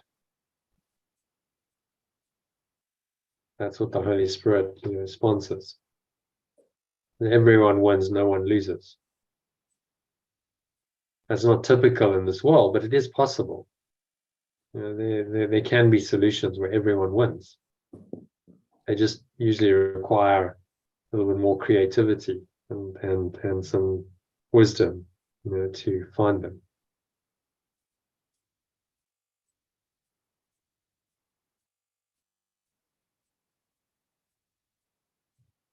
We're talking about history and South African history. So in that context, a good example would be, when there was this peaceful transition and the ANC took over from the old nationalist government. It was a win-win for everyone at that point, because we didn't go to war. There was no civil war. There was none of that chaos and destruction. A new democracy was born. We were accepted back into international sport and economies and so on, and everyone benefited from that for a while anyway. And then what turned around, what happened then was the ego got involved and said, no, now there's got to be winners and losers again, and one sector of the population is going to win and the other one's got to lose. But Mandela, who was the leader who brokered that transition, was like, no, it shouldn't be about winners and losers. Everyone should win. That was his mindset. And we're not going to try and punish our old enemies for what they did. So we win and they lose, because that's not sustainable. A win-lose situation is never sustainable.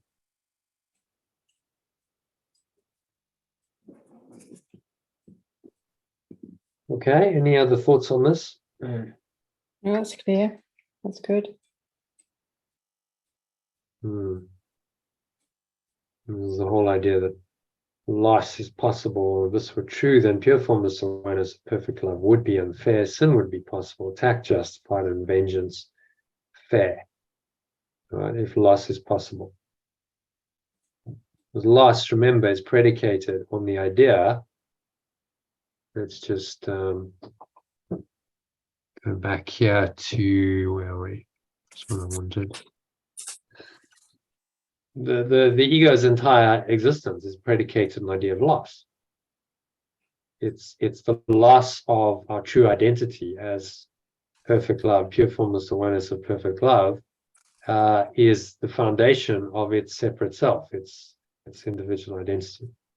So its entire existence is based on the idea of loss or sacrifice, which then leads directly to the guilt and the sin at destroying God or love, which then leads to all the other negative consequences which we've been through: fear and attack and the projection of the mind outwards into this insane world and believing you're a victim of the world. They're all based on the idea that you can lose. You can lose your true identity, and you can somehow lose what is eternal.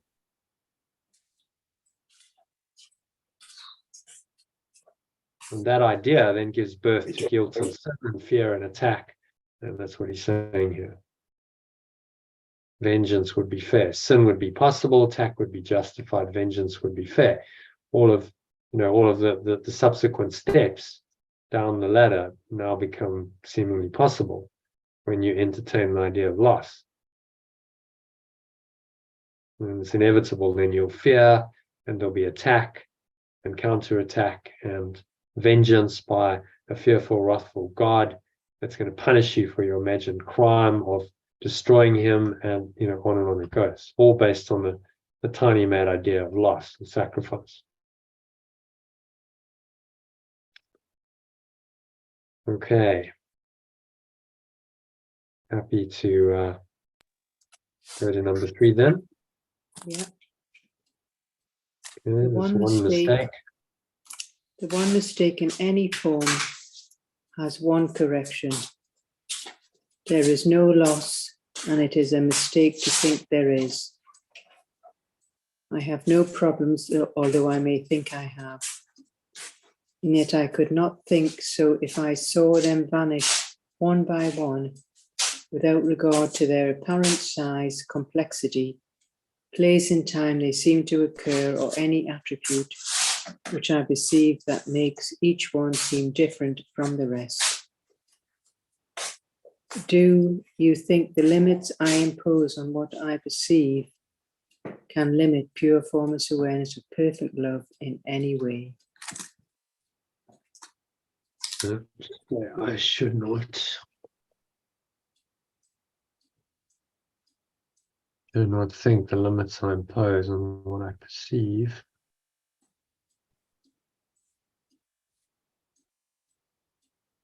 and limit. I don't want to do that.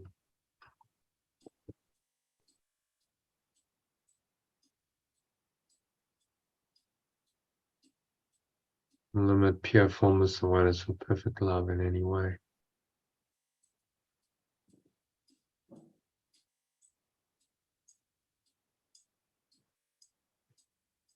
So these limits are self-created, and they don't really affect perfect love at all.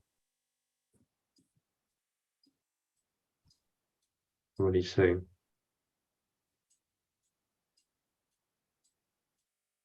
What else? What else is he saying in that one? Well, just all problems are the same.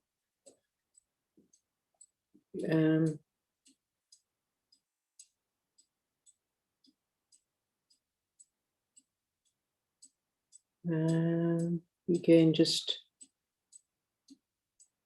realizing that they're an illusion, and to just let pure formless awareness of perfect love take the leading role.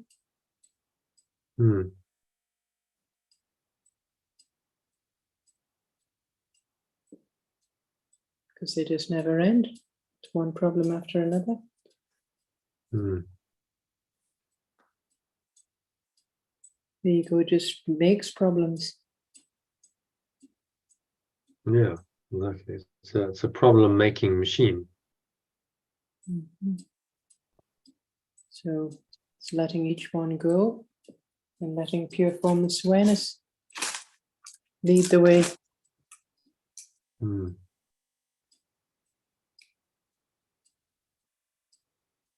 not mistaking the problems for reality. So too many times the problem seems to be reality, and we get caught up in the problem rather than in the answer to the problem.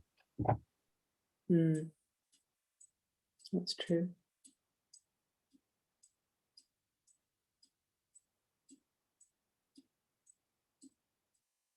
Okay, so happy with number 3 then. Number 4. The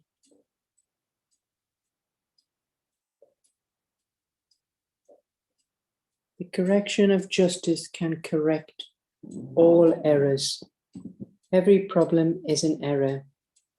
It does injustice to my true self and therefore is not true. Remembrance of perfect love does not evaluate injustices as great or small or more or less. They have no real properties to it. They are mistakes from which my true self is suffering needlessly. And so it takes what seems to be causing my pain and suffering away. It does not pause to judge whether the hurt is large or little. It makes only one judgment: to hurt pure formless awareness of perfect love's extension must be unfair and therefore is not so.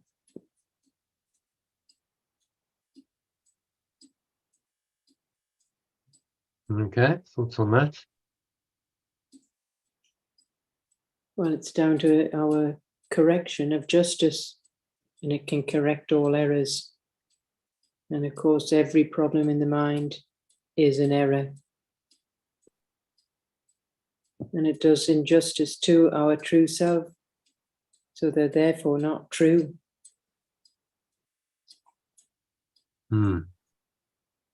So they are mistakes from which our true self is suffering needlessly. So it's letting them all go.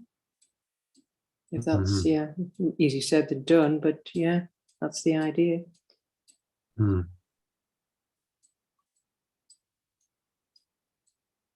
Yeah, it is unfair. To hurt perfect love's extension must be unfair and therefore is not so. Is not so, is not real. We'll leave it as is not so.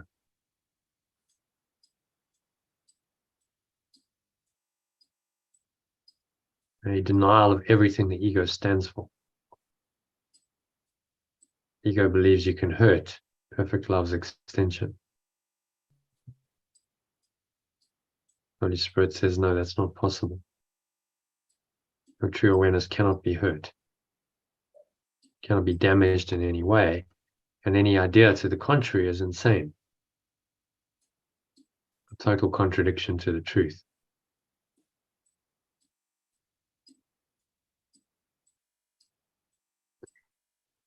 The Holy Spirit, remembers the perfect love, just says, well, none of these errors mean anything. Remember, there's no order of difficulty in miracles or corrections because there's no hierarchy of illusions. It doesn't matter what the error seems to be. There's no real order in those errors. One is not bigger or smaller or greater or larger, more or less. They have no real properties because the Holy Spirit just says they are not real. The only category, it's only got two categories: what's real and true, and what's not. It's unreal and untrue. Those are the categories. So if it's unreal, then it's unreal.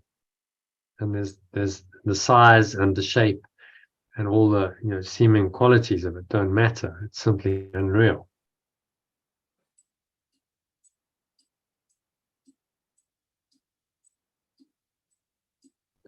And from that unreality, it makes one judgment that to hurt perfect love's extension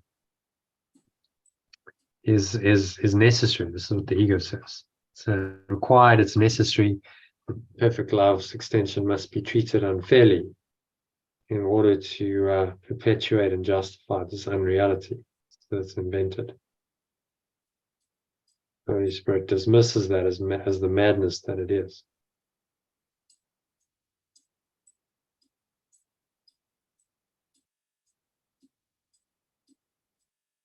Okay, any other thoughts on number 4? No, that's clear. Okay. So you who believe it's safe, we got just I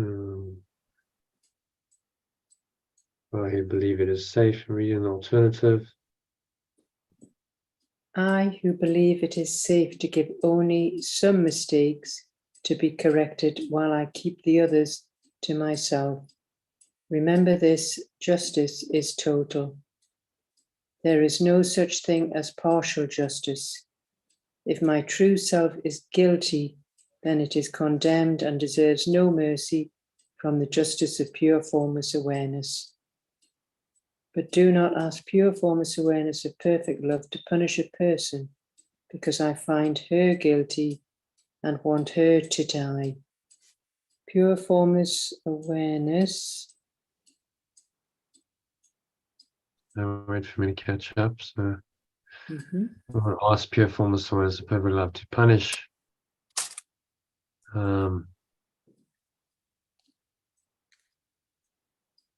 Punish anyone, shall we say? Punish anyone because I find them guilty.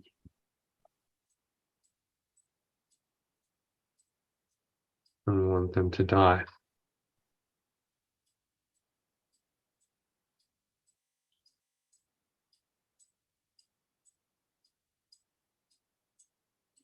Carry on. Oh, pure formless awareness of perfect love offers me the means to see their innocence. Would it be fair to punish her or them because I will not perceive what is there to perceive in truth?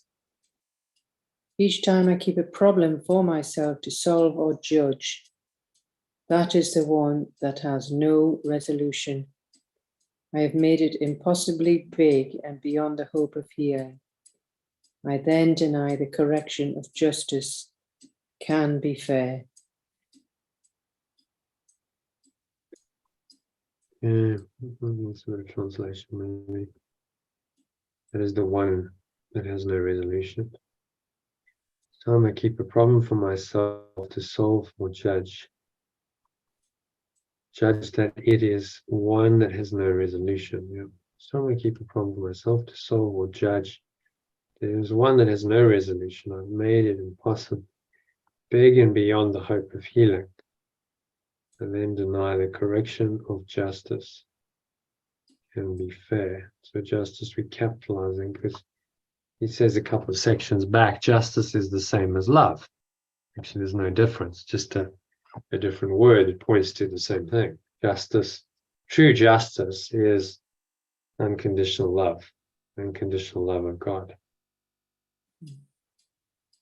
And so, the correction of unconditional love instead of justice, you can translate it, and then you see that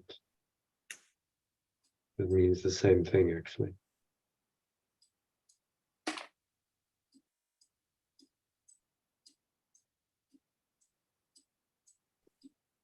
Okay, so what's he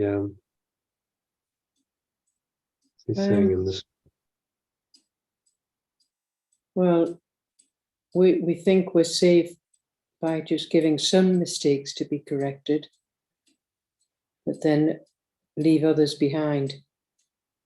But there is no such thing as partial justice. You have to give all of them up to find your true self.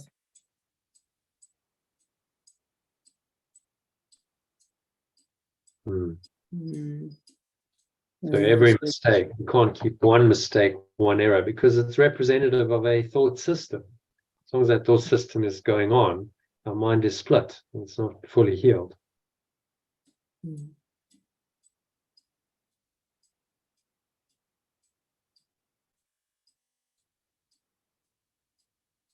I will not ask pure formless or as a perfect love to punish anyone. Common ego delusion. Oh, they deserve to be punished. That's the self-righteousness that many people mistake for holiness. So, well, you're a sinner and you deserve to be punished, but I'm okay because I'm of God, and so I'm kind of above you. And that's all based on a concept of a fearful, wrathful, vengeful God.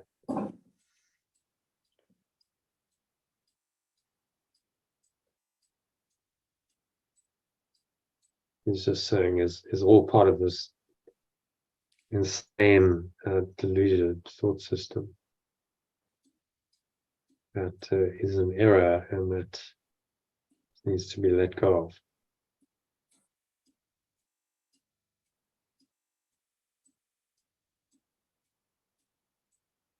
So one correction, many forms, one correction. There's many forms of the error, but there's only one correction, just to deny that it's real.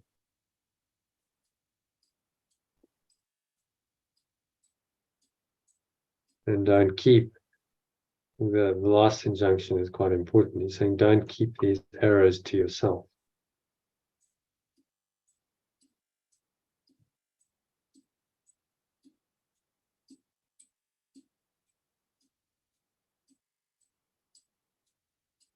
I keep the problem for myself to solve or judge, and I think there's no resolution, then I've made it, big in my perception and beyond the hope of healing. So then I deny the correction of justice can be fair. I deny myself the opportunity to find my true self again in that moment. Okay.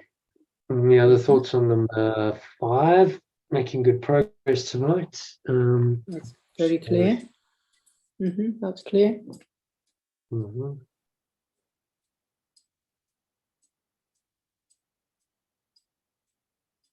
Okay, so number 6. If pure formless awareness of perfect love is just, then there can be no problems that justice cannot solve. But I believe that some injustices are fair and good and necessary to preserve myself. It is these problems that I think are great and cannot be resolved. For there are those I want to suffer loss, and no one whom I wish to be preserved from sacrifice entirely. Consider once again my special function. One person is brought into my life to help me perceive in perfect innocence, and I will ask no, where did I go? And I will ask no sacrifice of them, because I could not will them suffer loss. The correction of justice I call forth will apply to me as surely as to them. Nor will the remembrance of perfect love be content until it is received by everyone. For what I give to it is everyone's, and it can ensure that everyone receives it equally through me, through my giving of it.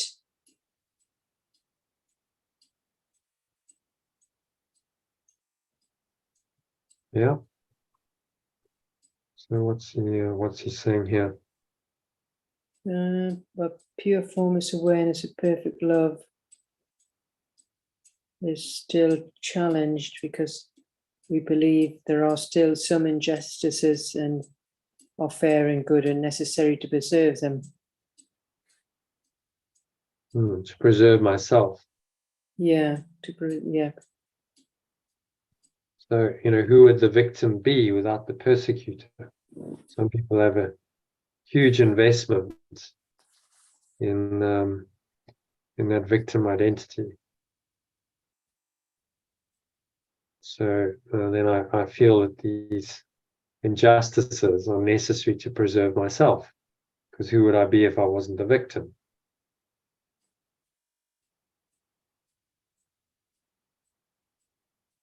So I get stuck in the cycle of the ego of being a victim and then perceiving injustice, feeling unfairly treated, believing in the thought system of fear and attack and vengeance, and just perpetuating that. It's running around and around in that. Look at our diagram. Get caught up in the identity of being a victim, helpless, innovative little life, limitation, lack, loneliness, and suffering before I die. I get very associated with that identity. Then to that identity, it feels like freeing yourself from that is destruction, is the end of the road for it. But actually, it's not. It's just your awakening into the higher self, into who you really are.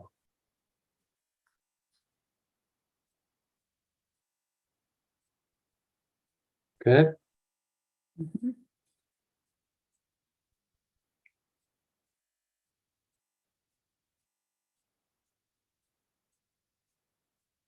Remembrance of perfect love must be received by everyone. No one can suffer. I cannot hold on to problems, some problems, and make them unsolvable.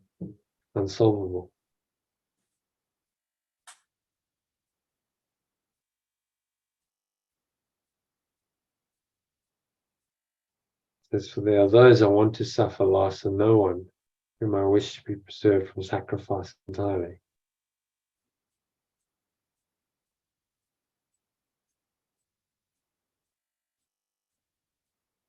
I will ask no sacrifice of them, because I could not will they suffer loss.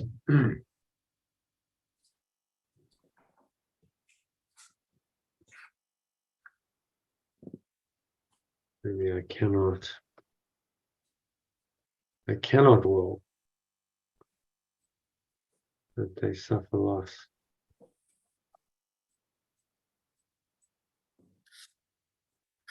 Virtual justice I call forth.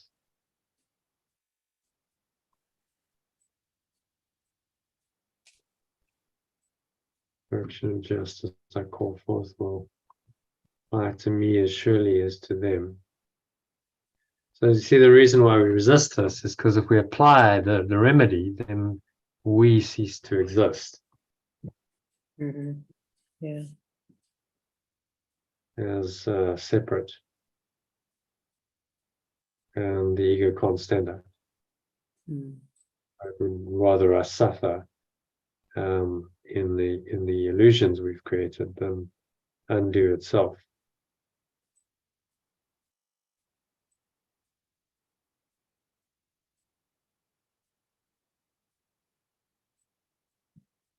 Action just not call forth. Apply to me as surely as to them.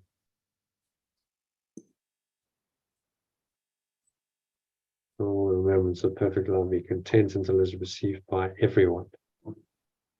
So this remembrance must come to everyone. It's a universal call. Every mind will ultimately listen to it and awaken.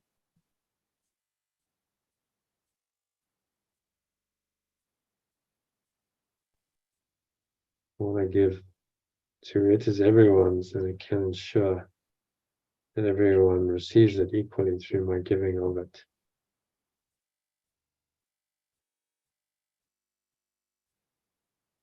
Yeah? You happy with number 6? Mhm. Any other thoughts on that? Yeah. Good. Okay, move on to number 7 then.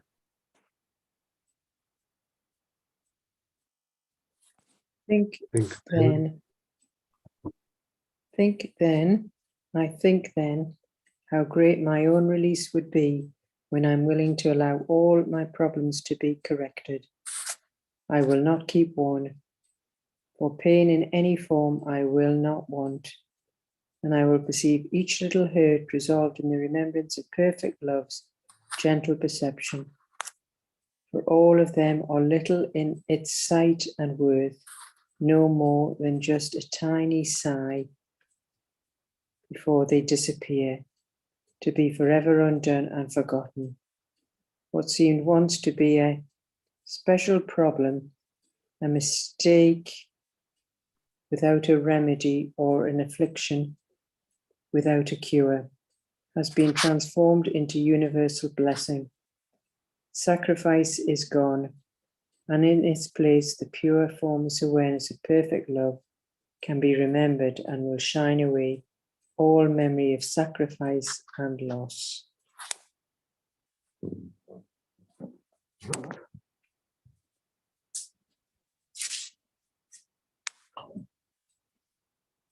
Yeah, what's he saying here?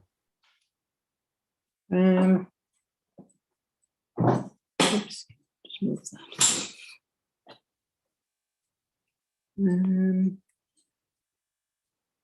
Well, if we think at how great our own release would be when we allow all our problems to be corrected. Well, yes, if we allow it, and we've got to learn to not keep it one. Any pain in any form we do not want. So any sort of hurt that's perceived, each little hurt resolved in the remembrance of perfect love's gentle perception. So we just get handed over to the gentle perception of our true self. For all of them are little inside. So basically they're just not worth it. They're just a tiny sigh, and then they just can disappear and be forever undone and forgotten.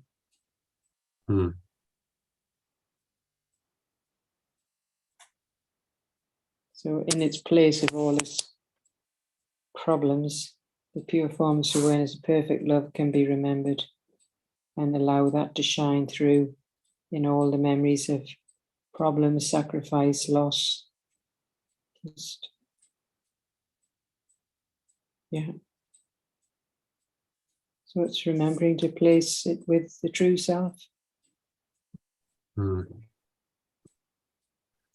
Yeah, complete healing and letting go of all belief in problems, the idea of sacrifice and loss. Bringing it all to this one awareness, pure formless awareness of perfect love, we call it. in which it all dissolves. Just by recognizing, the truth.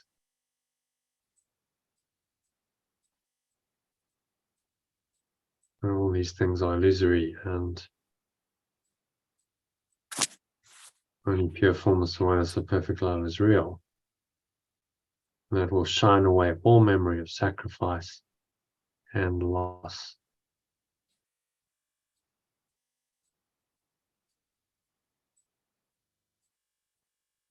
Beautiful, really. Complete healing and redemption. But we have to be willing to let it all go. So, are you willing to let go of every belief in sacrifice, every belief in loss and gain? That's the ego we're playing with there. So we'd have to let the true It's a fundamental belief. One of the ego's fundamental beliefs is in loss. As we've discussed, scarcity and loss is sacrifice is absolutely fundamental to its existence. It exists because it thinks it's lost pure formless awareness of perfect love. So sacrifice and loss are essential for its identity. You see how flawed it is. Like, well, how can this thing ever be functional, ever be happy if its whole identity is based on the premise of loss? And the principle of win-loss. I won my identity at the expense of perfect love. So now I win my identity. I have a separate self, but I've had to lose my true identity, which is actually the only thing of real value. And therein lies, the ego's delusion and dilemma. So, okay, if I want to heal this, if I really want to heal, I have to let go now of myself. I can't just fix these problems on the level of form.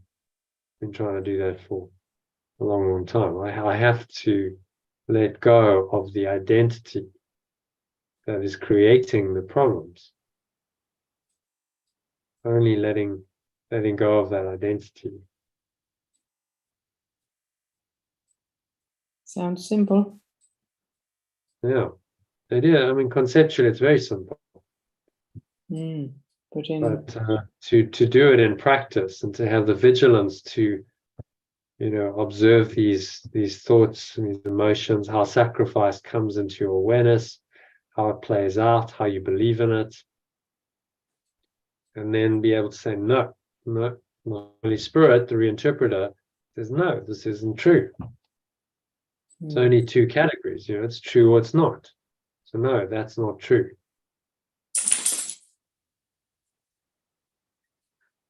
And that, if you really understand that, heals it. Because if it's not true, how can it even exist in your mind? How can it cause any negative effects if it doesn't even exist?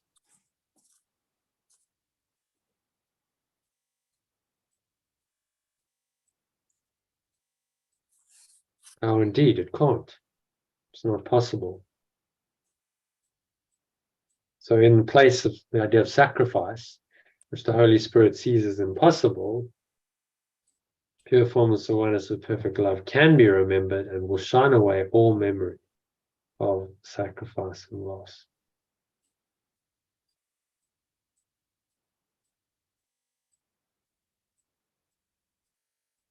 Very final kind of statement.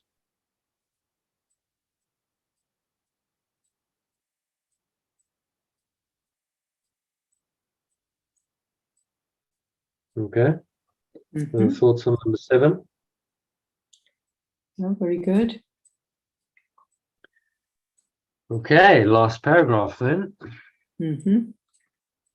Right. Pure formless awareness of perfect love cannot be remembered until justice is loved instead of feared. It cannot be unjust to anyone or anything because it knows, because it knows that everything that truly, I'm just going to Mhm. switch that sentence around. So I cannot remember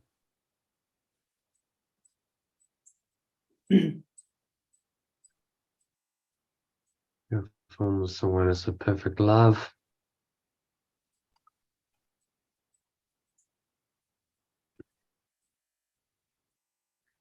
until I love justice instead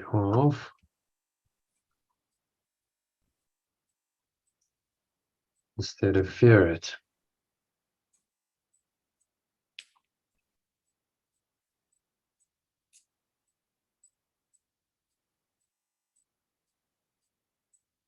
So justice is unconditional love, it's divine love.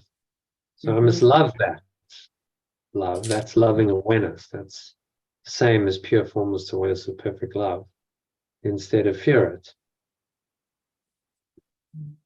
yeah, But we've got a misconception of what justice is based on the ego's belief in sin and guilt and sacrifice and loss. We believe justice is punishment. mhm, And so now we or someone else will be punished for this apparent crime of separating from our source.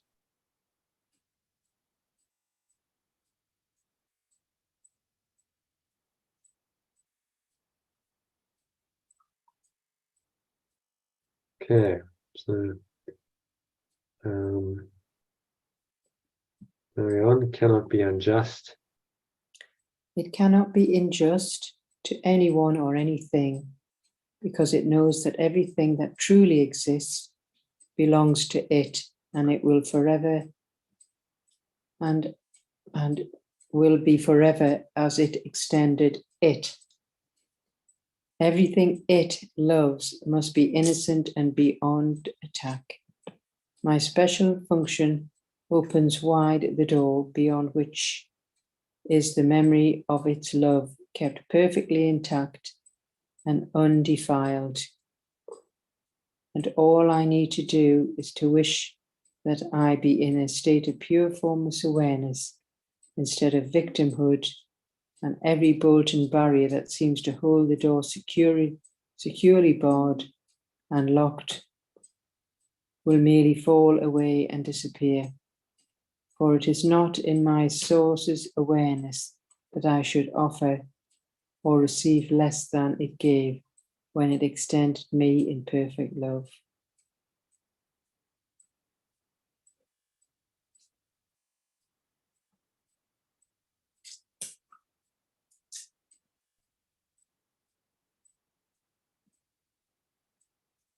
Less than it. So let's make it present tense, shall we? Less than it. Extending.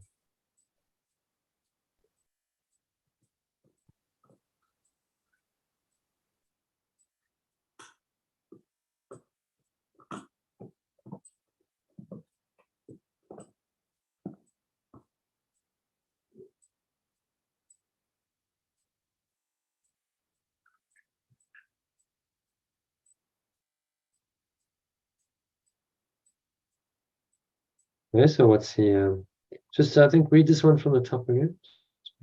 Sure we cover it. I cannot remember pure formless awareness of perfect love until I love justice instead of fearing it. It cannot be unjust to anyone or anything because it knows that everything that truly exists belongs to it and will be forever as it extends it. Everything it loves must be innocent and beyond attack. My special function opens wide the door beyond which is the memory of its love, kept perfectly intact and defiled. And all I need to do is to wish that I be in a state of pure formless awareness instead of victimhood, and every bolt and barrier that seems to hold the door securely barred, Right. right, and locked securely barred and locked, and will merely fall away and disappear. For it is not in my source's awareness that I should offer or receive less than it gives when it extends me in perfect love.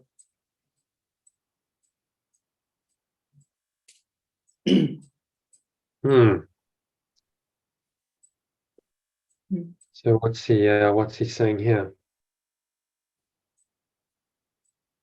Well, we won't remember pure formless awareness unless we love justice instead of fearing it. Until I love the justice instead of fearing the pure formless awareness of perfect love.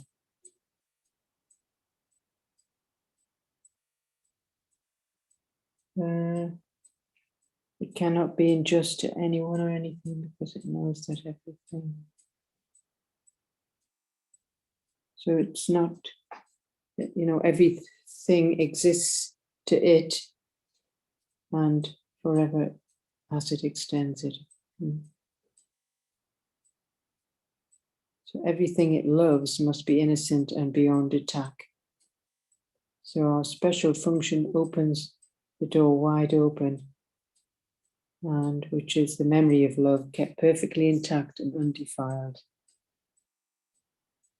So all we need to do is to wish that to be in a state of pure formless awareness instead of victimhood. So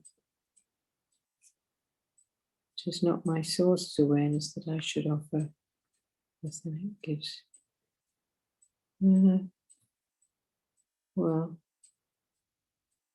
again, it's realizing what justice is and going for that instead of the fear. By letting go of the seeming problems.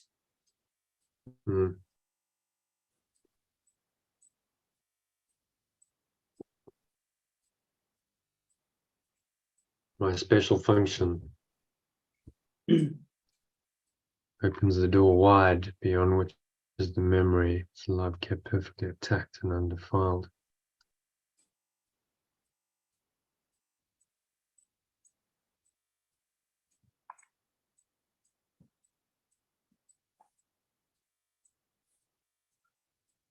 And we'll keep it there. All I need to do is to wish that I be in the state of pure formless awareness instead of victimhood.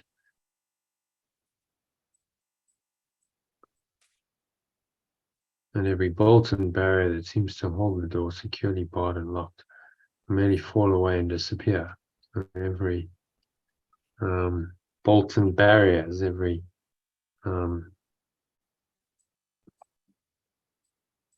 false belief and emotional block, shall we say.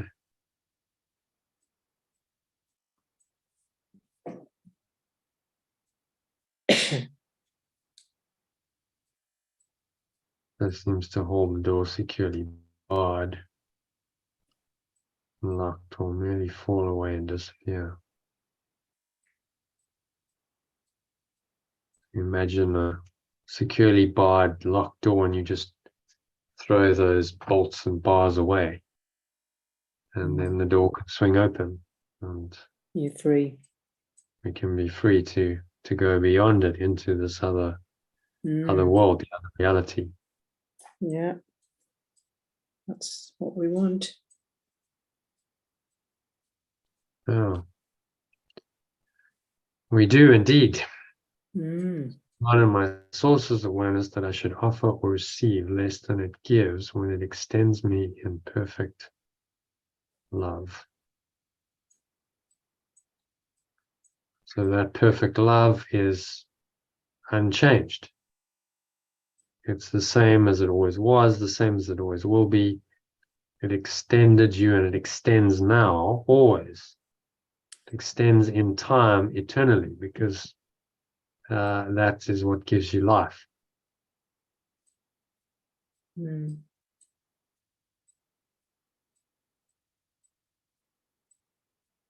soon as you introduce anything else in, it becomes not life, it's death. Mhm.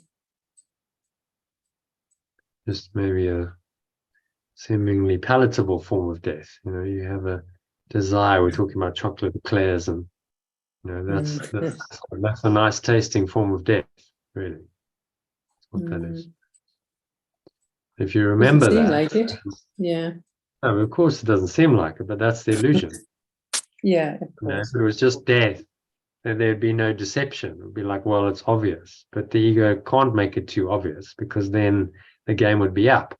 We go, okay, well, it's all death and disaster and chaos, so give it up. You know, this thought system has no value whatsoever, but it gives us things that apparently have value to us, that tempt us to believe in it,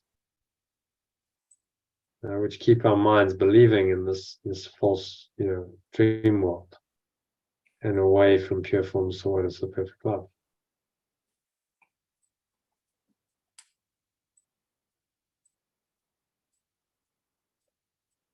It's not in my source's awareness that I should offer or receive less than it gives. It's not your father's will, so we've translated will as awareness, not in my source's awareness that I should offer or receive less than it gives when it extends me in perfect love.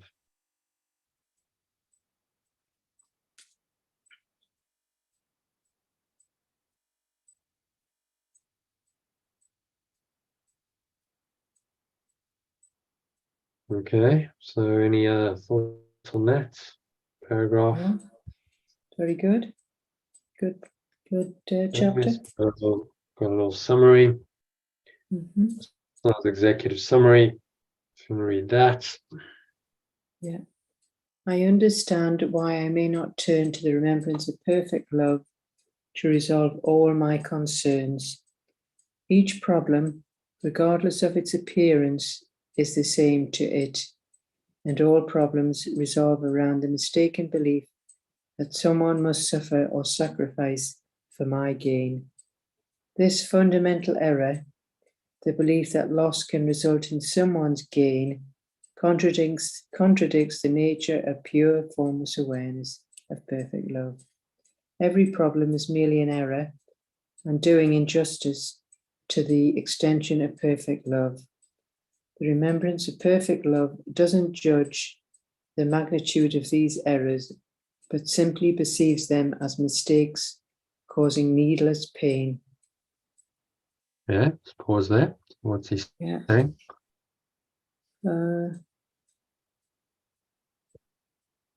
Well, again, just remembrance of perfect love will resolve all our problems, concerns, because each one are equal, regardless of how it appears. And it's a fundamental error that the belief that loss can result in someone's gain. Mm.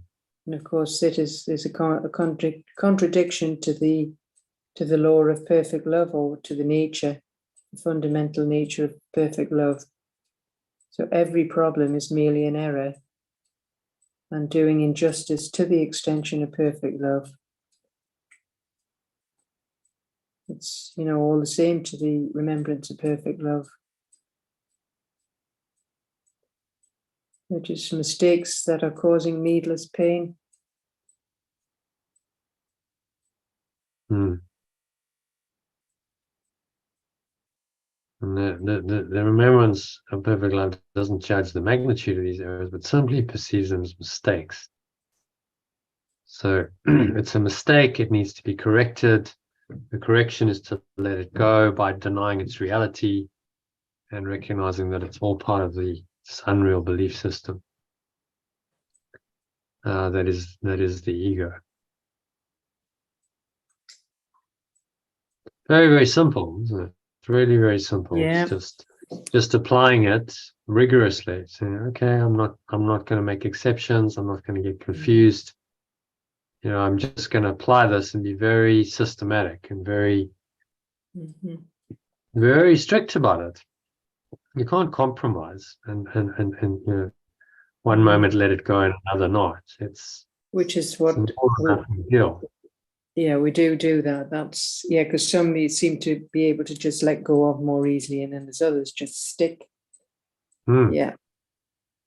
And they're Yeah. just needless, yeah.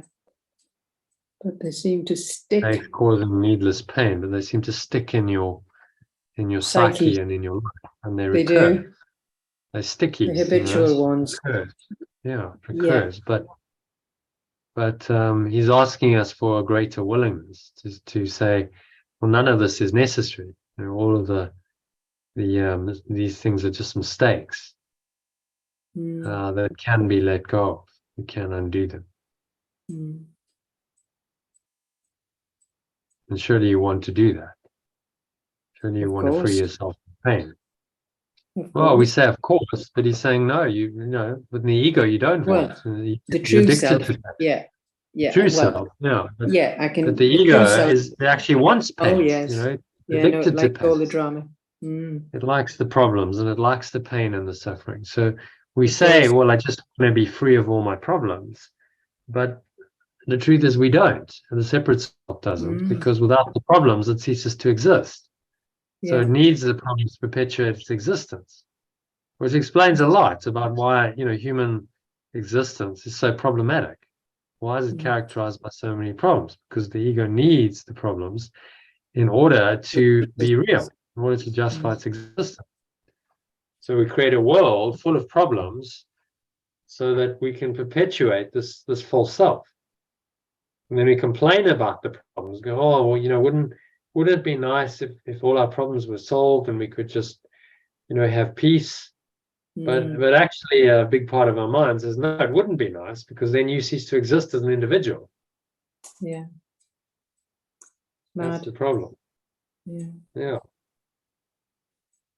It is mad, and completely insane, but it's easy We to forget continue. that. Yeah, we still want to be When stuck being the you get separate caught self. up in the dream and you forget, you know, the truth which he's telling us, then it's easy to get lured into this thought system in which sacrifice and pain, suffering and death seem to be real. And then you justify those and say, well, you know, those are somehow reality. And then I act accordingly. Okay, so we want to carry on with the summary.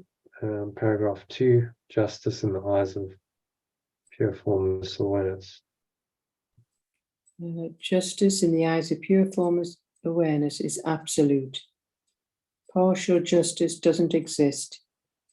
If I see someone as guilty and deserving of punishment, I am not seeing their inherent innocence, which pure formless awareness wants me to recognize. I must not hold on to problems thinking they're unsolvable, as this only magnifies them beyond healing. Instead, the remembrance of perfect love desires everyone to perceive and share this sense of justice and love equally.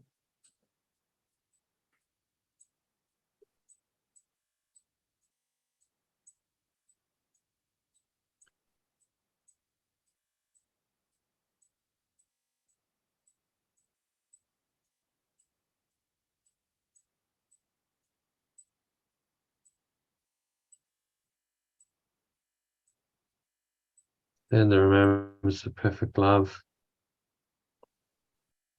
and encourages, instead of desires, encourages everyone to perceive and share this sense of justice. Everyone to share this sense of justice. And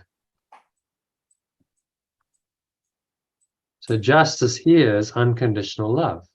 This is really what, you know, the teaching is. True justice is unconditional love. It's a completely different interpretation from the old interpretation of what justice means, isn't it? The only justice for the Son of God an extension of perfect love, is unconditional love from its source as well as from its extension, from itself.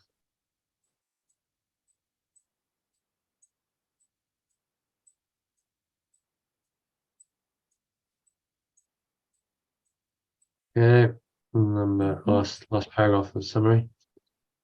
My liberation is immense when I allow all my problems to be corrected. All forms of pain become undesirable, and every hurt is seen as a minor, easily resolved by the remembrance of perfect love. Even issues that seemed unsurmountable are transformed into blessings, and the memory of sacrifice fades. Truly recall pure formless awareness of perfect love, I must embrace justice with love, not fear. By wanting to live in the state of pure formless awareness and letting go of victimhood, I realize that all barriers simply vanish. Pure formless awareness, extension of me in perfect love was complete, and I shouldn't settle for or give less than that.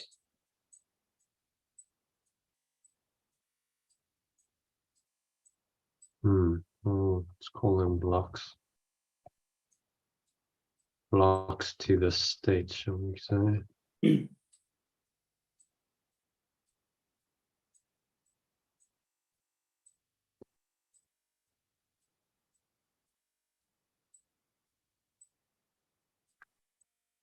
Yeah, formless as awareness as an extension.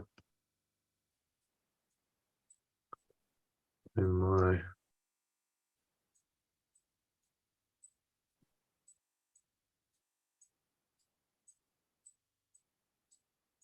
extension from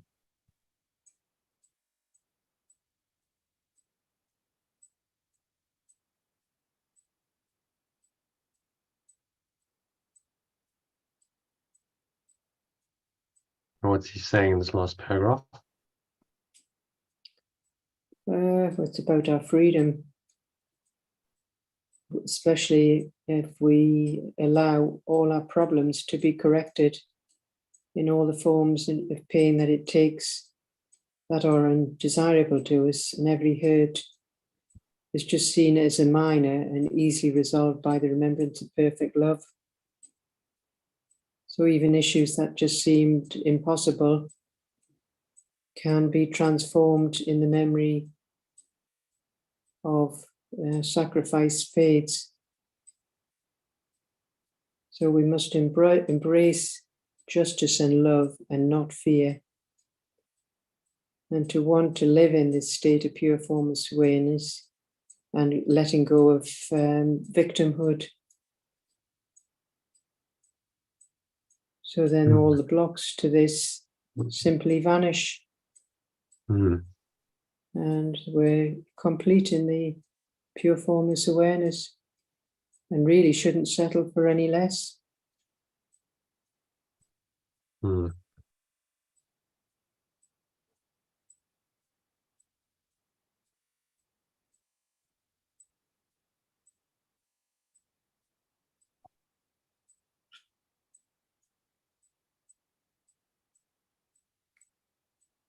I shouldn't settle for or give less than this loving awareness.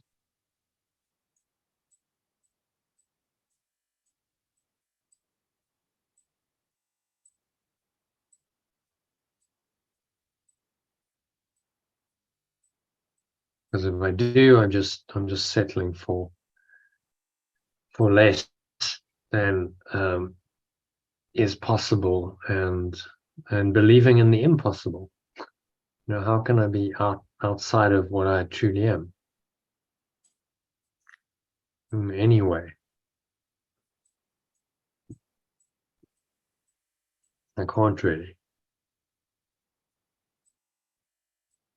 So let me forget the whole thing, forget the madness, let go of any belief in sacrifice and suffering and victimhood and death, and accept my true identity as this pure formless awareness of perfect love, as loving awareness, and that's all I am. I am loving awareness. And so I must act in loving awareness.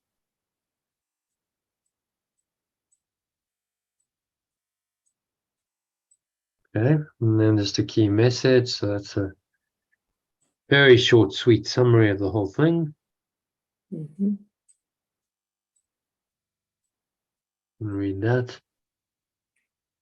The key message of this section is that there are no larger or more difficult problems to solve, because all problems based on the idea of sacrifice and loss are unreal.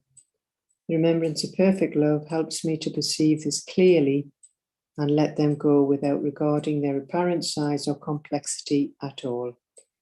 When I do let go of my misperceptions, that seem to be problems, I will realize that I have no problems and will be in the state of pure formless awareness.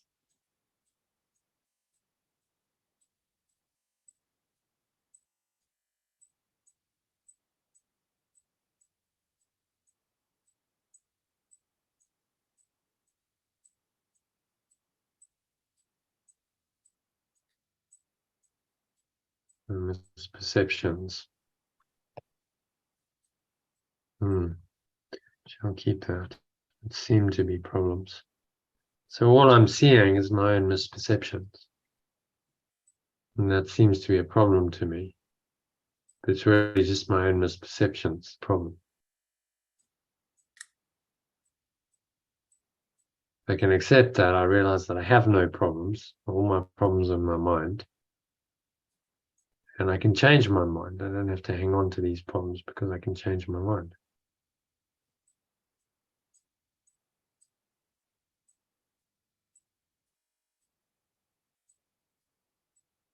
So the end of all problems. It's a reminiscent of the course lessons. Remember those 279 and 80. Let me recognize my problems so they can be solved, and let me recognize my problems have been solved. Good lessons. Yeah, because they collapse all belief in problems. So there are no problems. Problems are only in your perception, in your belief. Yeah.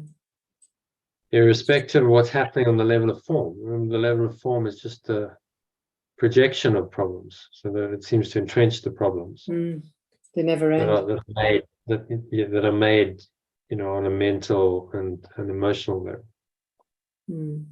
That doesn't mean the problems are real. It means they've just been projected out, and they seemingly manifest in the dream world.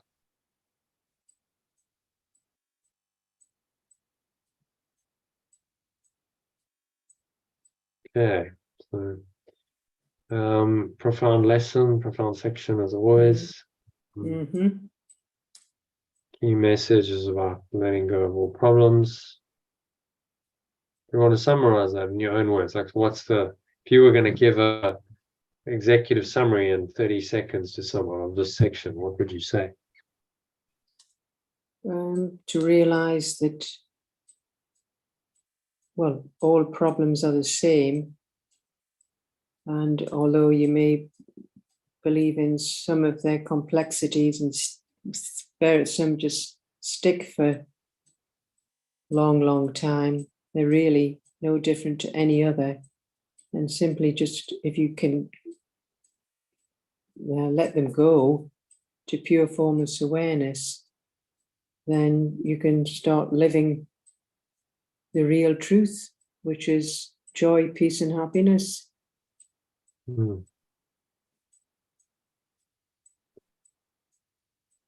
So it's all about how we perceive our problems, but they're not really.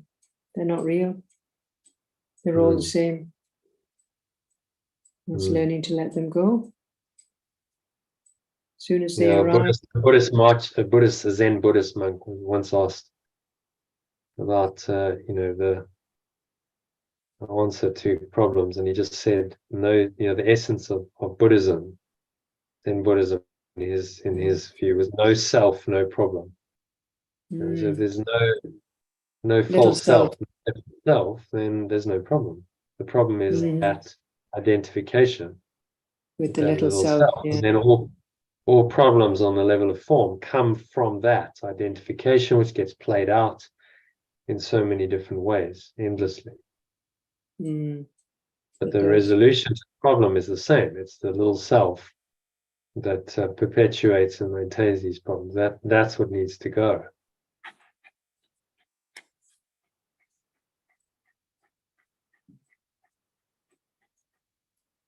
Yeah. Yeah, so I'll summarize. Thanks for doing it. So if you would like to do a meditation on this, I'll guide you through that, or we can just call it as a Yeah, do a little meditation. Yeah. Okay. So we'll just meditate on the summary and the key message. Yeah. So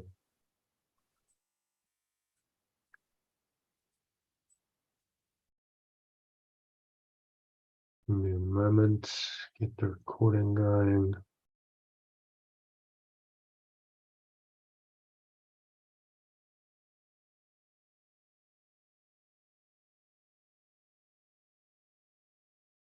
Okay, so this is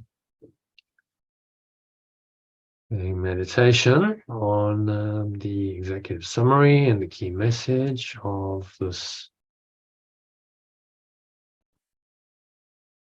section we've just done, which is section 2 of chapter 26, called Many Forms of One Correction. So just making yourself comfortable. Preparation for the meditation, getting yourself into your favorite meditation posture. Maybe sitting, sit feet shoulder width apart, back straight, cup your hands in your lap or have them palms facing upwards on your thighs.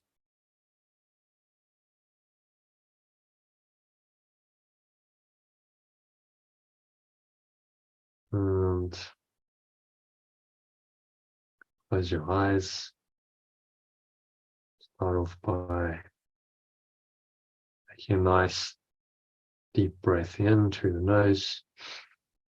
Then breathing in, noticing how the stomach rises and the chest rises. So flow of air in through the nostrils.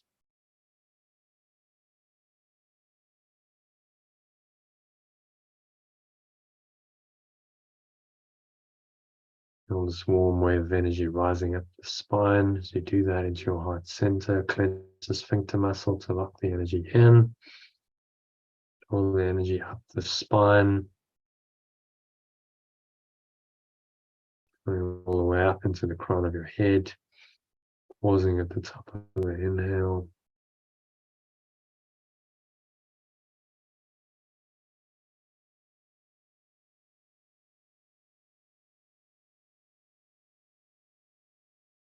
The maximal inhale breath. Breathing into every pore, every cell, every muscle of your body, every part of your mind, every fiber of your being. If there's any kind of block, any negativity lurking in your mind, just look at it, observe it. Practice today's lesson one more time. Find yourself. And trust the future to the power of perfect love. Hands of God, or the power of perfect love. And trust it all to that power. And so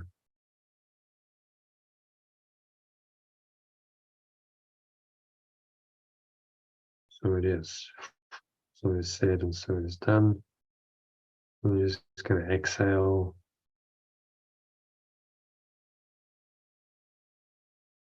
Out through your mouth. Just going, gone. And the stomach into the spine, expel the last remaining air out.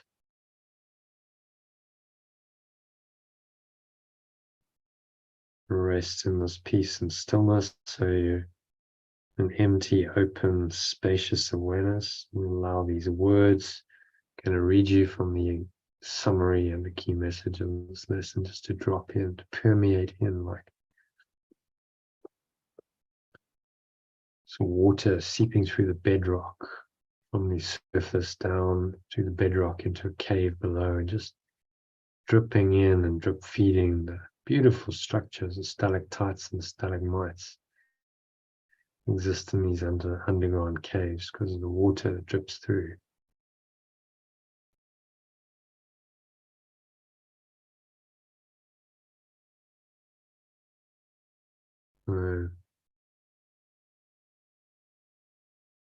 Just breathe in and out through your nose as I guide you through this. Take a deep breath in as I speak, and you pause briefly, hold the breath for as long as I'm speaking, and then when I stop you, exhale out through your nose and you speak the words aloud as affirmations.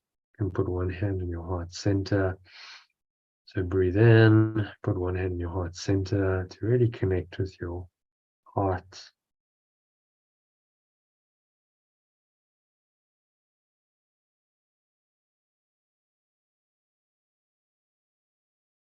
And allow this divine energy to come in. Where it has been transmitted in the words is a transmission of a divine frequency into your mind, to your awareness. So you can be very grateful for that.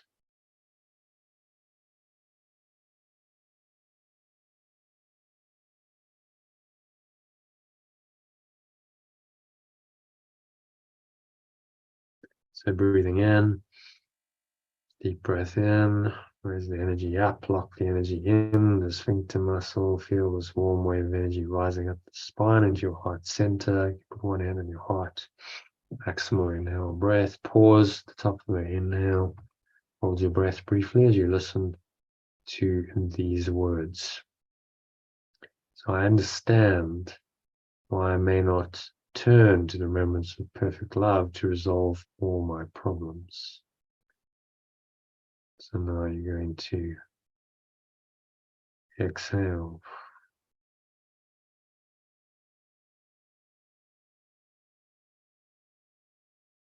Blow it all out and breathe through your breath.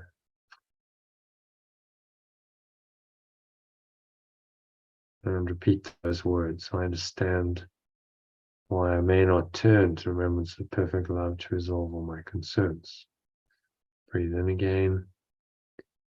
Each problem, regardless of its appearance, is the same to it, being this remembrance of perfect love in my mind.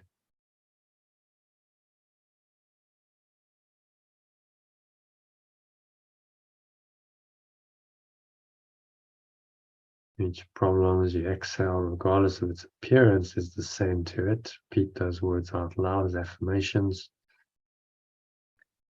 You exhale and breathe in again.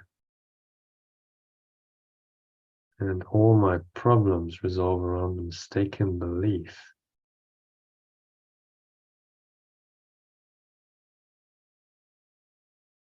someone must suffer or sacrifice for my gain.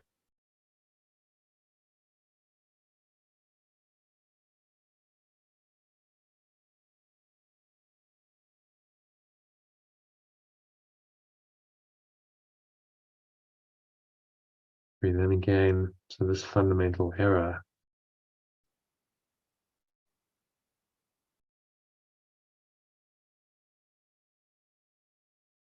is the belief that loss can result in someone's gain.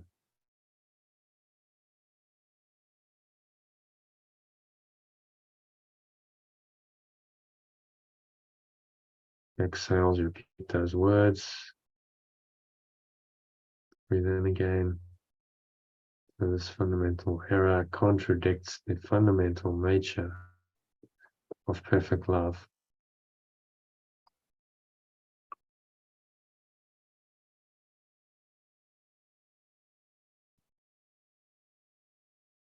and true nature of perfect love, because it is fundamental already. Exhale out through the nose, repeat those words.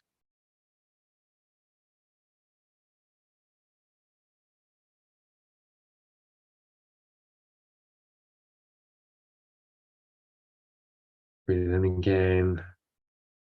Every problem is merely an error in doing injustice to the extension of perfect love.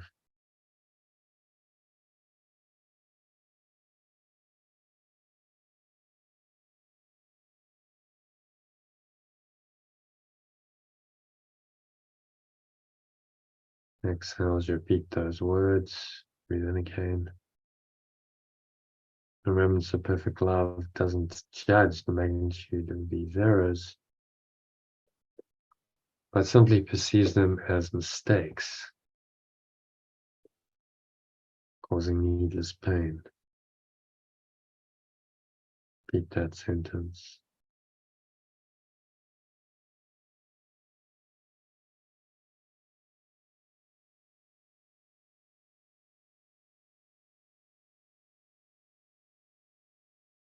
Breathe in again.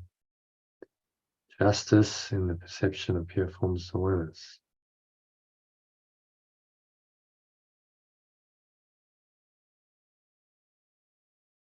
Justice in the perception of pure formless awareness is absolute, uncompromising.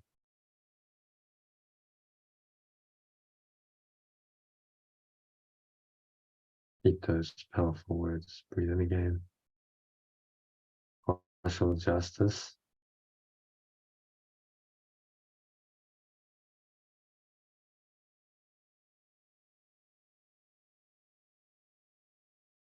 Partial justice doesn't exist. Breathe in.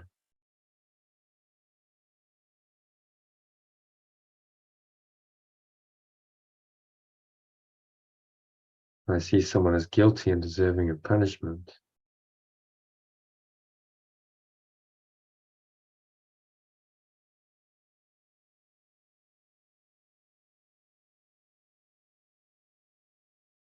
I perceive someone as guilty and deserving of punishment.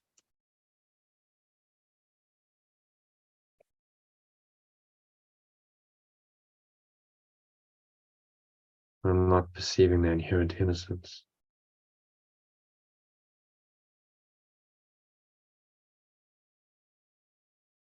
Which pure formless awareness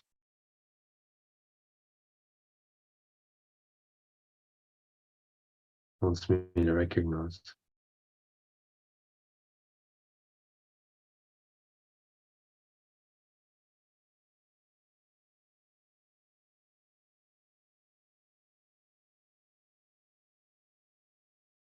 I must not hold on to problems, thinking they are unsolvable.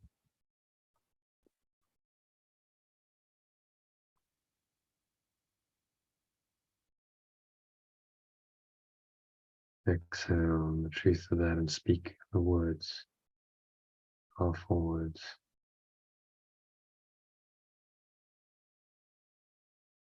As this only magnifies them.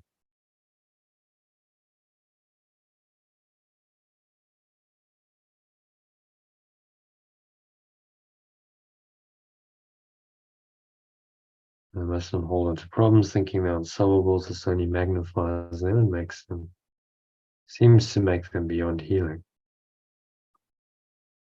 Instead, remembrance of perfect love encourages everyone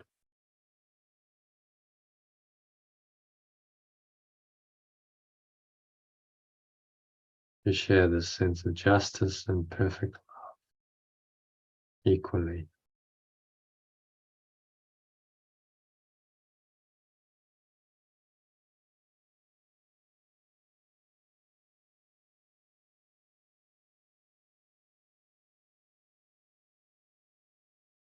Breathing in again, my liberation is immense. Liberation is complete, perhaps.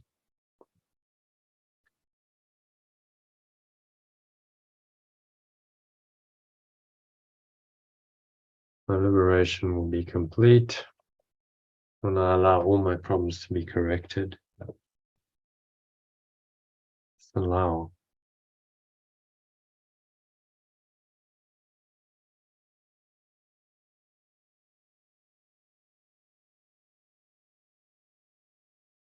My liberation will be complete when I allow my problems to be corrected.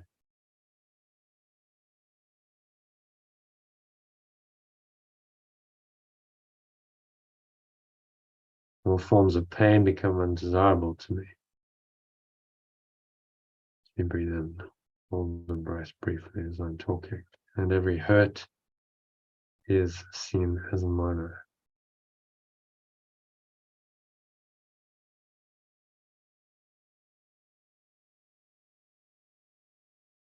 Every hurt is seen as minor.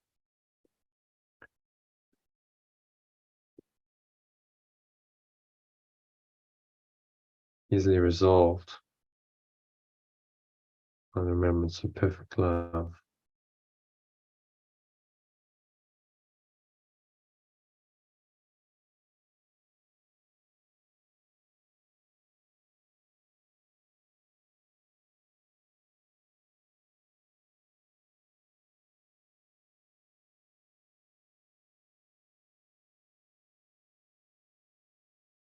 Breathing in again.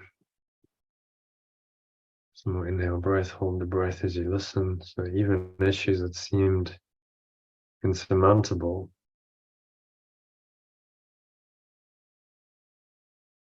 are transformed into blessings.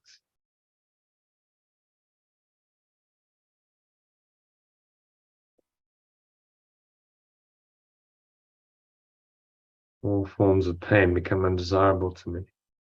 I perceive every hurt as minor and easily resolved by the remembrance of perfect love. Speak those powerful words. Every hurt is nothing. Every hurt is just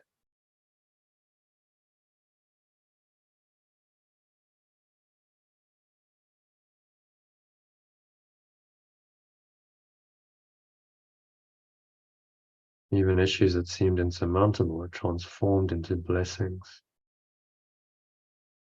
So you breathe in, hold the breath.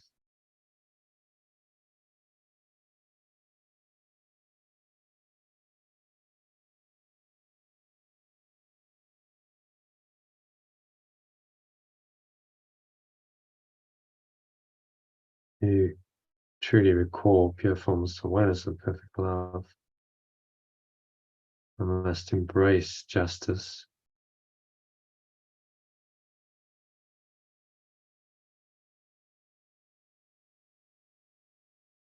Along with love.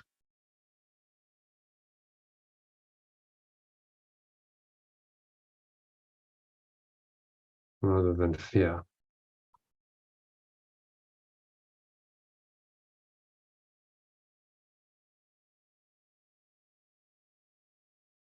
And then again, by wanting to live in a state of pure formless awareness and let go of victimhood.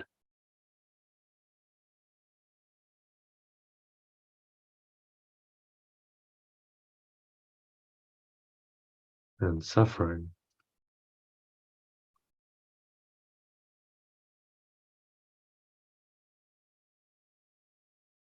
I realize that all blocks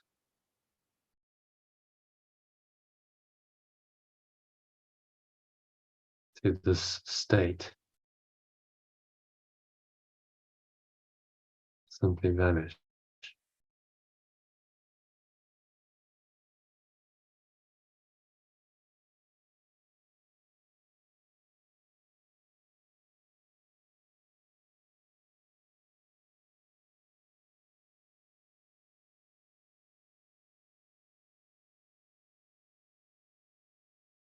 Realize that all blocks to the state of pure formless awareness nearly vanish.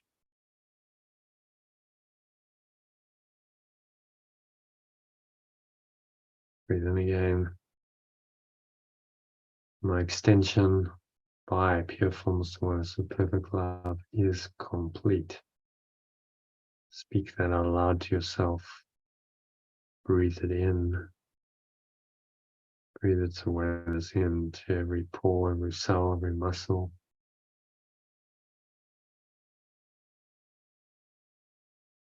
Part of your mind, every fiber of your being.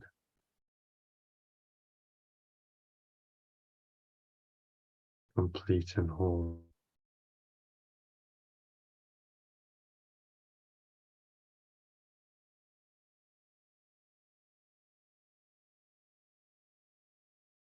My extension by pure formless awareness of perfect love is complete. Speak that out aloud. Feel the reality of that. It's complete. It's whole. It's a done deal.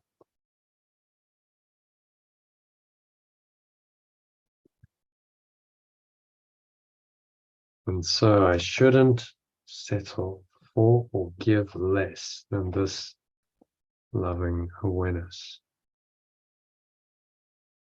Should never settle. Don't settle for something less than the whole, beautiful, glorious awareness of who you are that you're entitled to. Because only in this will you be healed. Only in this will you be happy and peaceful and loving and joyful.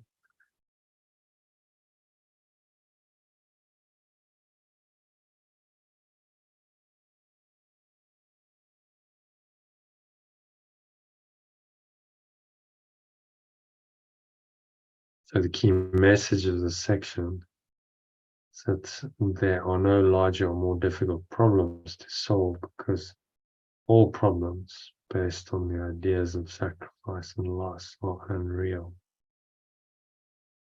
There are no larger or more difficult problems. Speak that aloud as you exhale. Because all problems based on ideas of sacrifice and loss are unreal.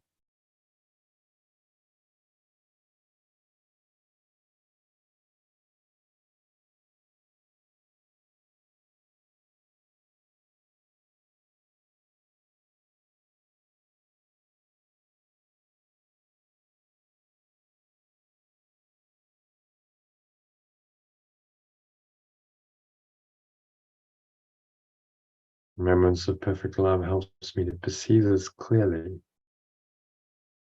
and let them all go.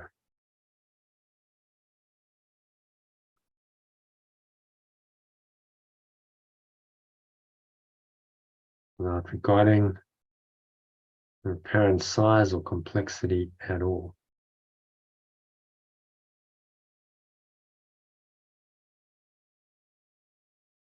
There's no order of difficulty in miracles or corrections, because there's no hierarchy of illusions. One illusion is the same as another.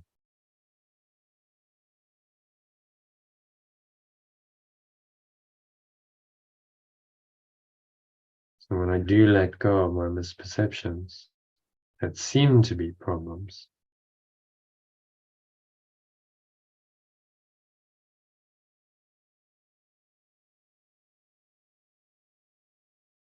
I'll realize that I have no problems. I'll be in the state of pure formless awareness. When you realize that there are no problems, there is no self to suffer, no problems for that self to indulge in. You're simply pure formless awareness of perfect love and nothing else.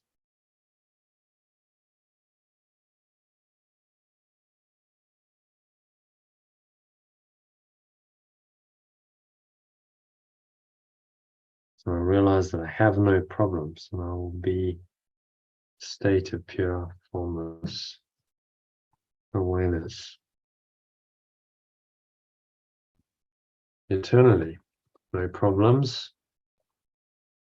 There's nothing to interrupt that state. So it simply is forever, eternally. This is the kingdom of heaven. Bliss, nirvana, or whatever you want that is.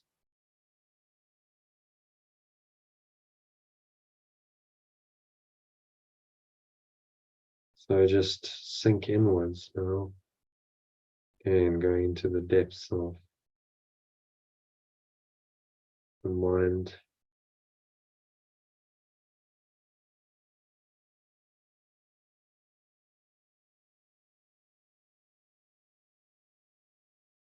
So there's nowhere else to go, nothing else to do, nothing else to think about. You just breathe through your nose, in and out, relax, and more and more relax with each breath, sinking deeper and deeper.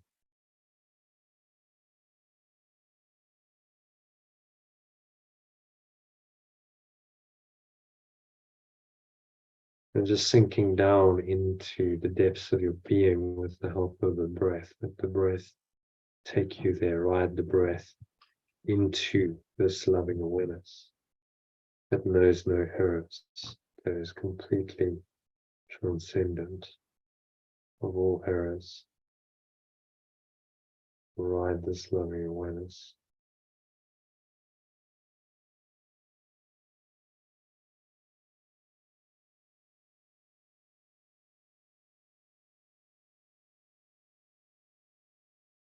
So just surrender into the state of pure formless awareness, pure formless awareness, perfect love. Just relax, surrender into it, allow it to show you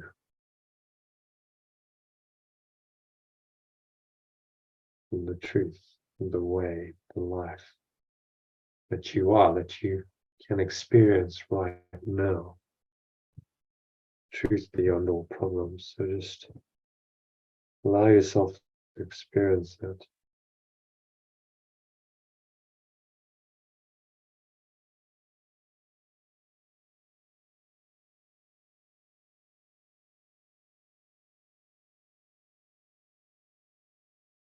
And just sinking inwards, observe the breath flowing into the nostrils and out the nostrils. No attempt to name, judge, or label any of your sense perceptions. You just allow them.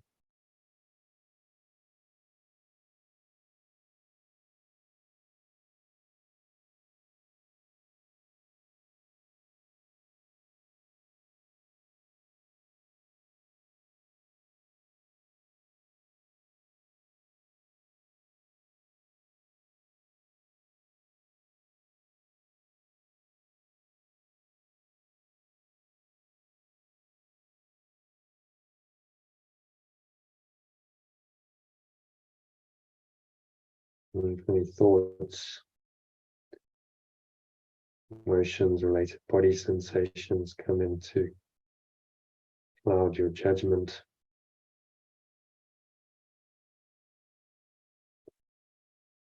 let them go. And yourself, I'm not a body, I'm free.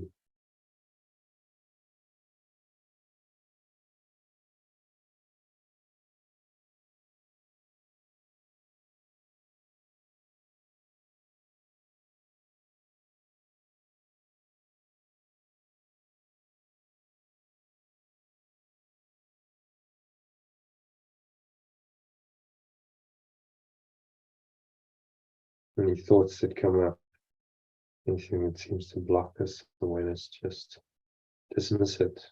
It's another illusion. It's all just the problematic consciousness of the ego trying to surface and arise. Do you know more than that now?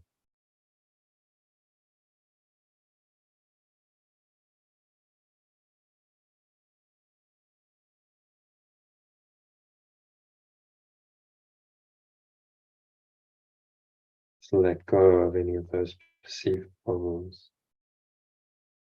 Tell yourself that I'm not a body, I'm free.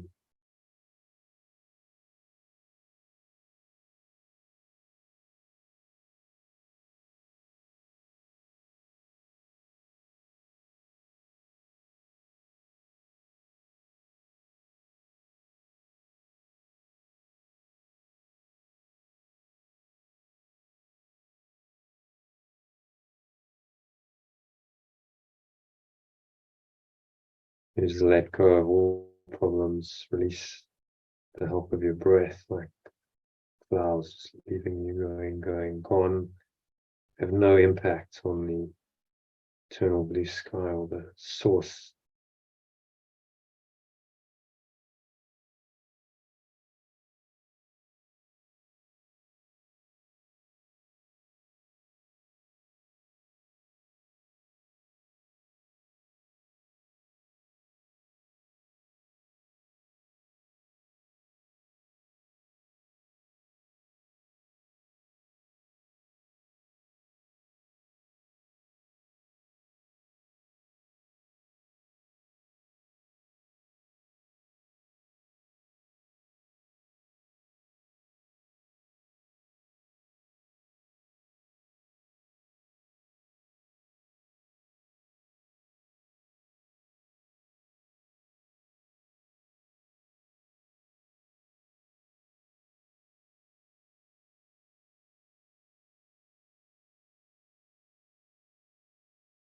You're sinking deeply into this awareness, state of pure formless awareness beyond all problems. And this awareness arise in your mind and your heart.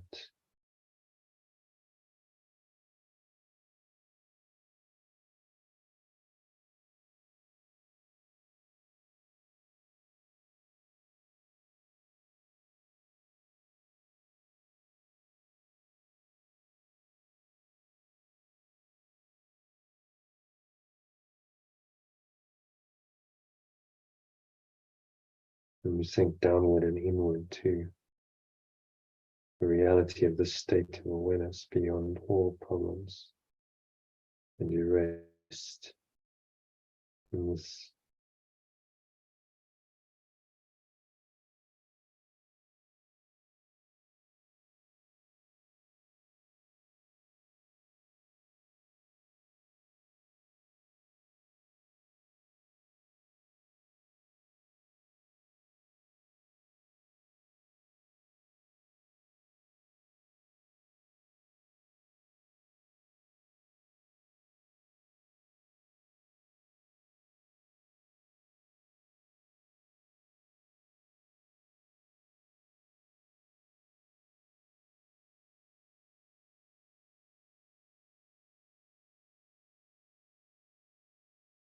So just gently now you're going to come back to an awareness of the body and the breath and the senses and the world.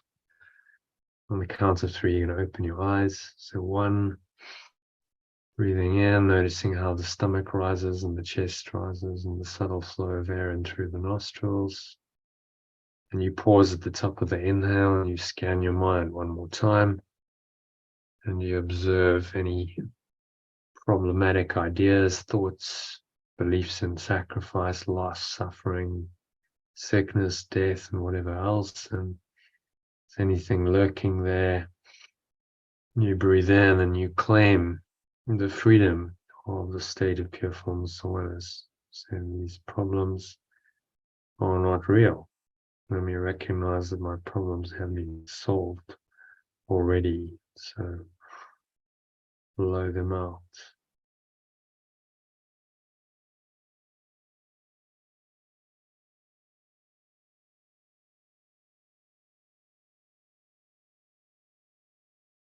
Blow them away with the breeze of your breath. Going, gone into the nothingness they really are. Lower stomach into the spine. Notice how the air flows out, chest and the stomach suck back in. Count to 2, notice the weight of your body pressing down into the chair, your feet touching the ground. Noticing what you're feeling and touching with your hands, your feet.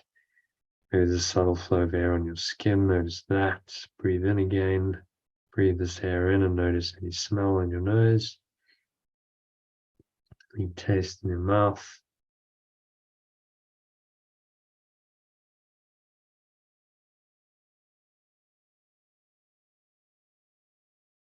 Noticing all these things from this very still, calm, surrendered state and non-dual state of pure formless awareness. And anchor that state in. for the rest of the evening on into tomorrow. So it is said and so it is done.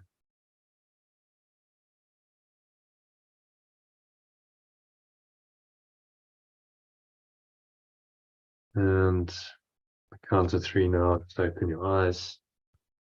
Take a minute just to look around.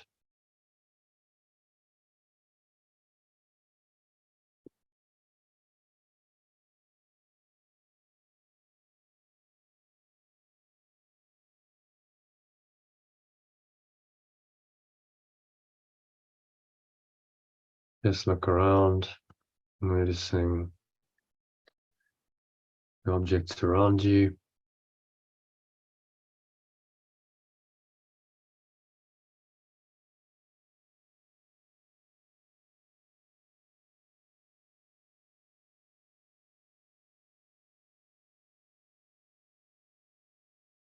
Anything that happens to be in your sight, don't focus on anything or avoid anything, just observe it and notice that this awareness you cultivate in the meditation is still there, very much still there. You can close your eyes and open them again. Notice it's the same peaceful awareness. Go around another object, do the same thing. Notice what it's like when your eyes are open, when your eyes are closed, and do that for another few objects. So you're teaching yourself that there's only one awareness, it's the same awareness. It doesn't change whether your eyes are open or closed. It's the identical awareness. Pure formless awareness, perfect love. Call it the awareness that is completely outside the mind of consciousness. There are no errors of any kind, no problems, no errors. You just remain in your true awareness, pure formless awareness and perfect love, this loving awareness, which is your source forever.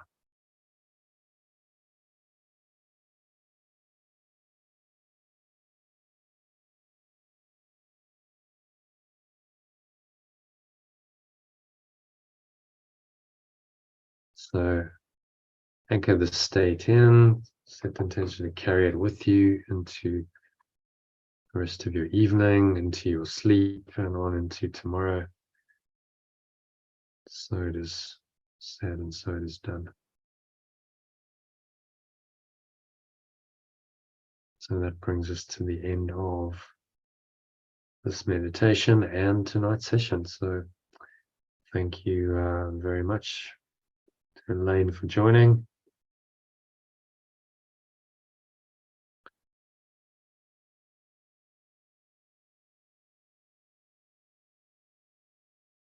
So that's me timing out. Thank you if you watched the live stream. Hope you enjoyed that. Subscribe to the channel if you're not already subscribed, and join me for the next masterclass this Sunday. There's a link below. You can click and get access to the masterclass. Register for this free session, which will help you to learn more about this program and how it can really radically change your life. And you can also sign up and receive some of the messages that I shared beginning. I send that out on Telegram every day. So hopefully see you on the inside soon. Thanks for joining, and namaste. Which means the true self, the corrected self, healed self in me acknowledges and honors that same true, corrected, and healed self in you.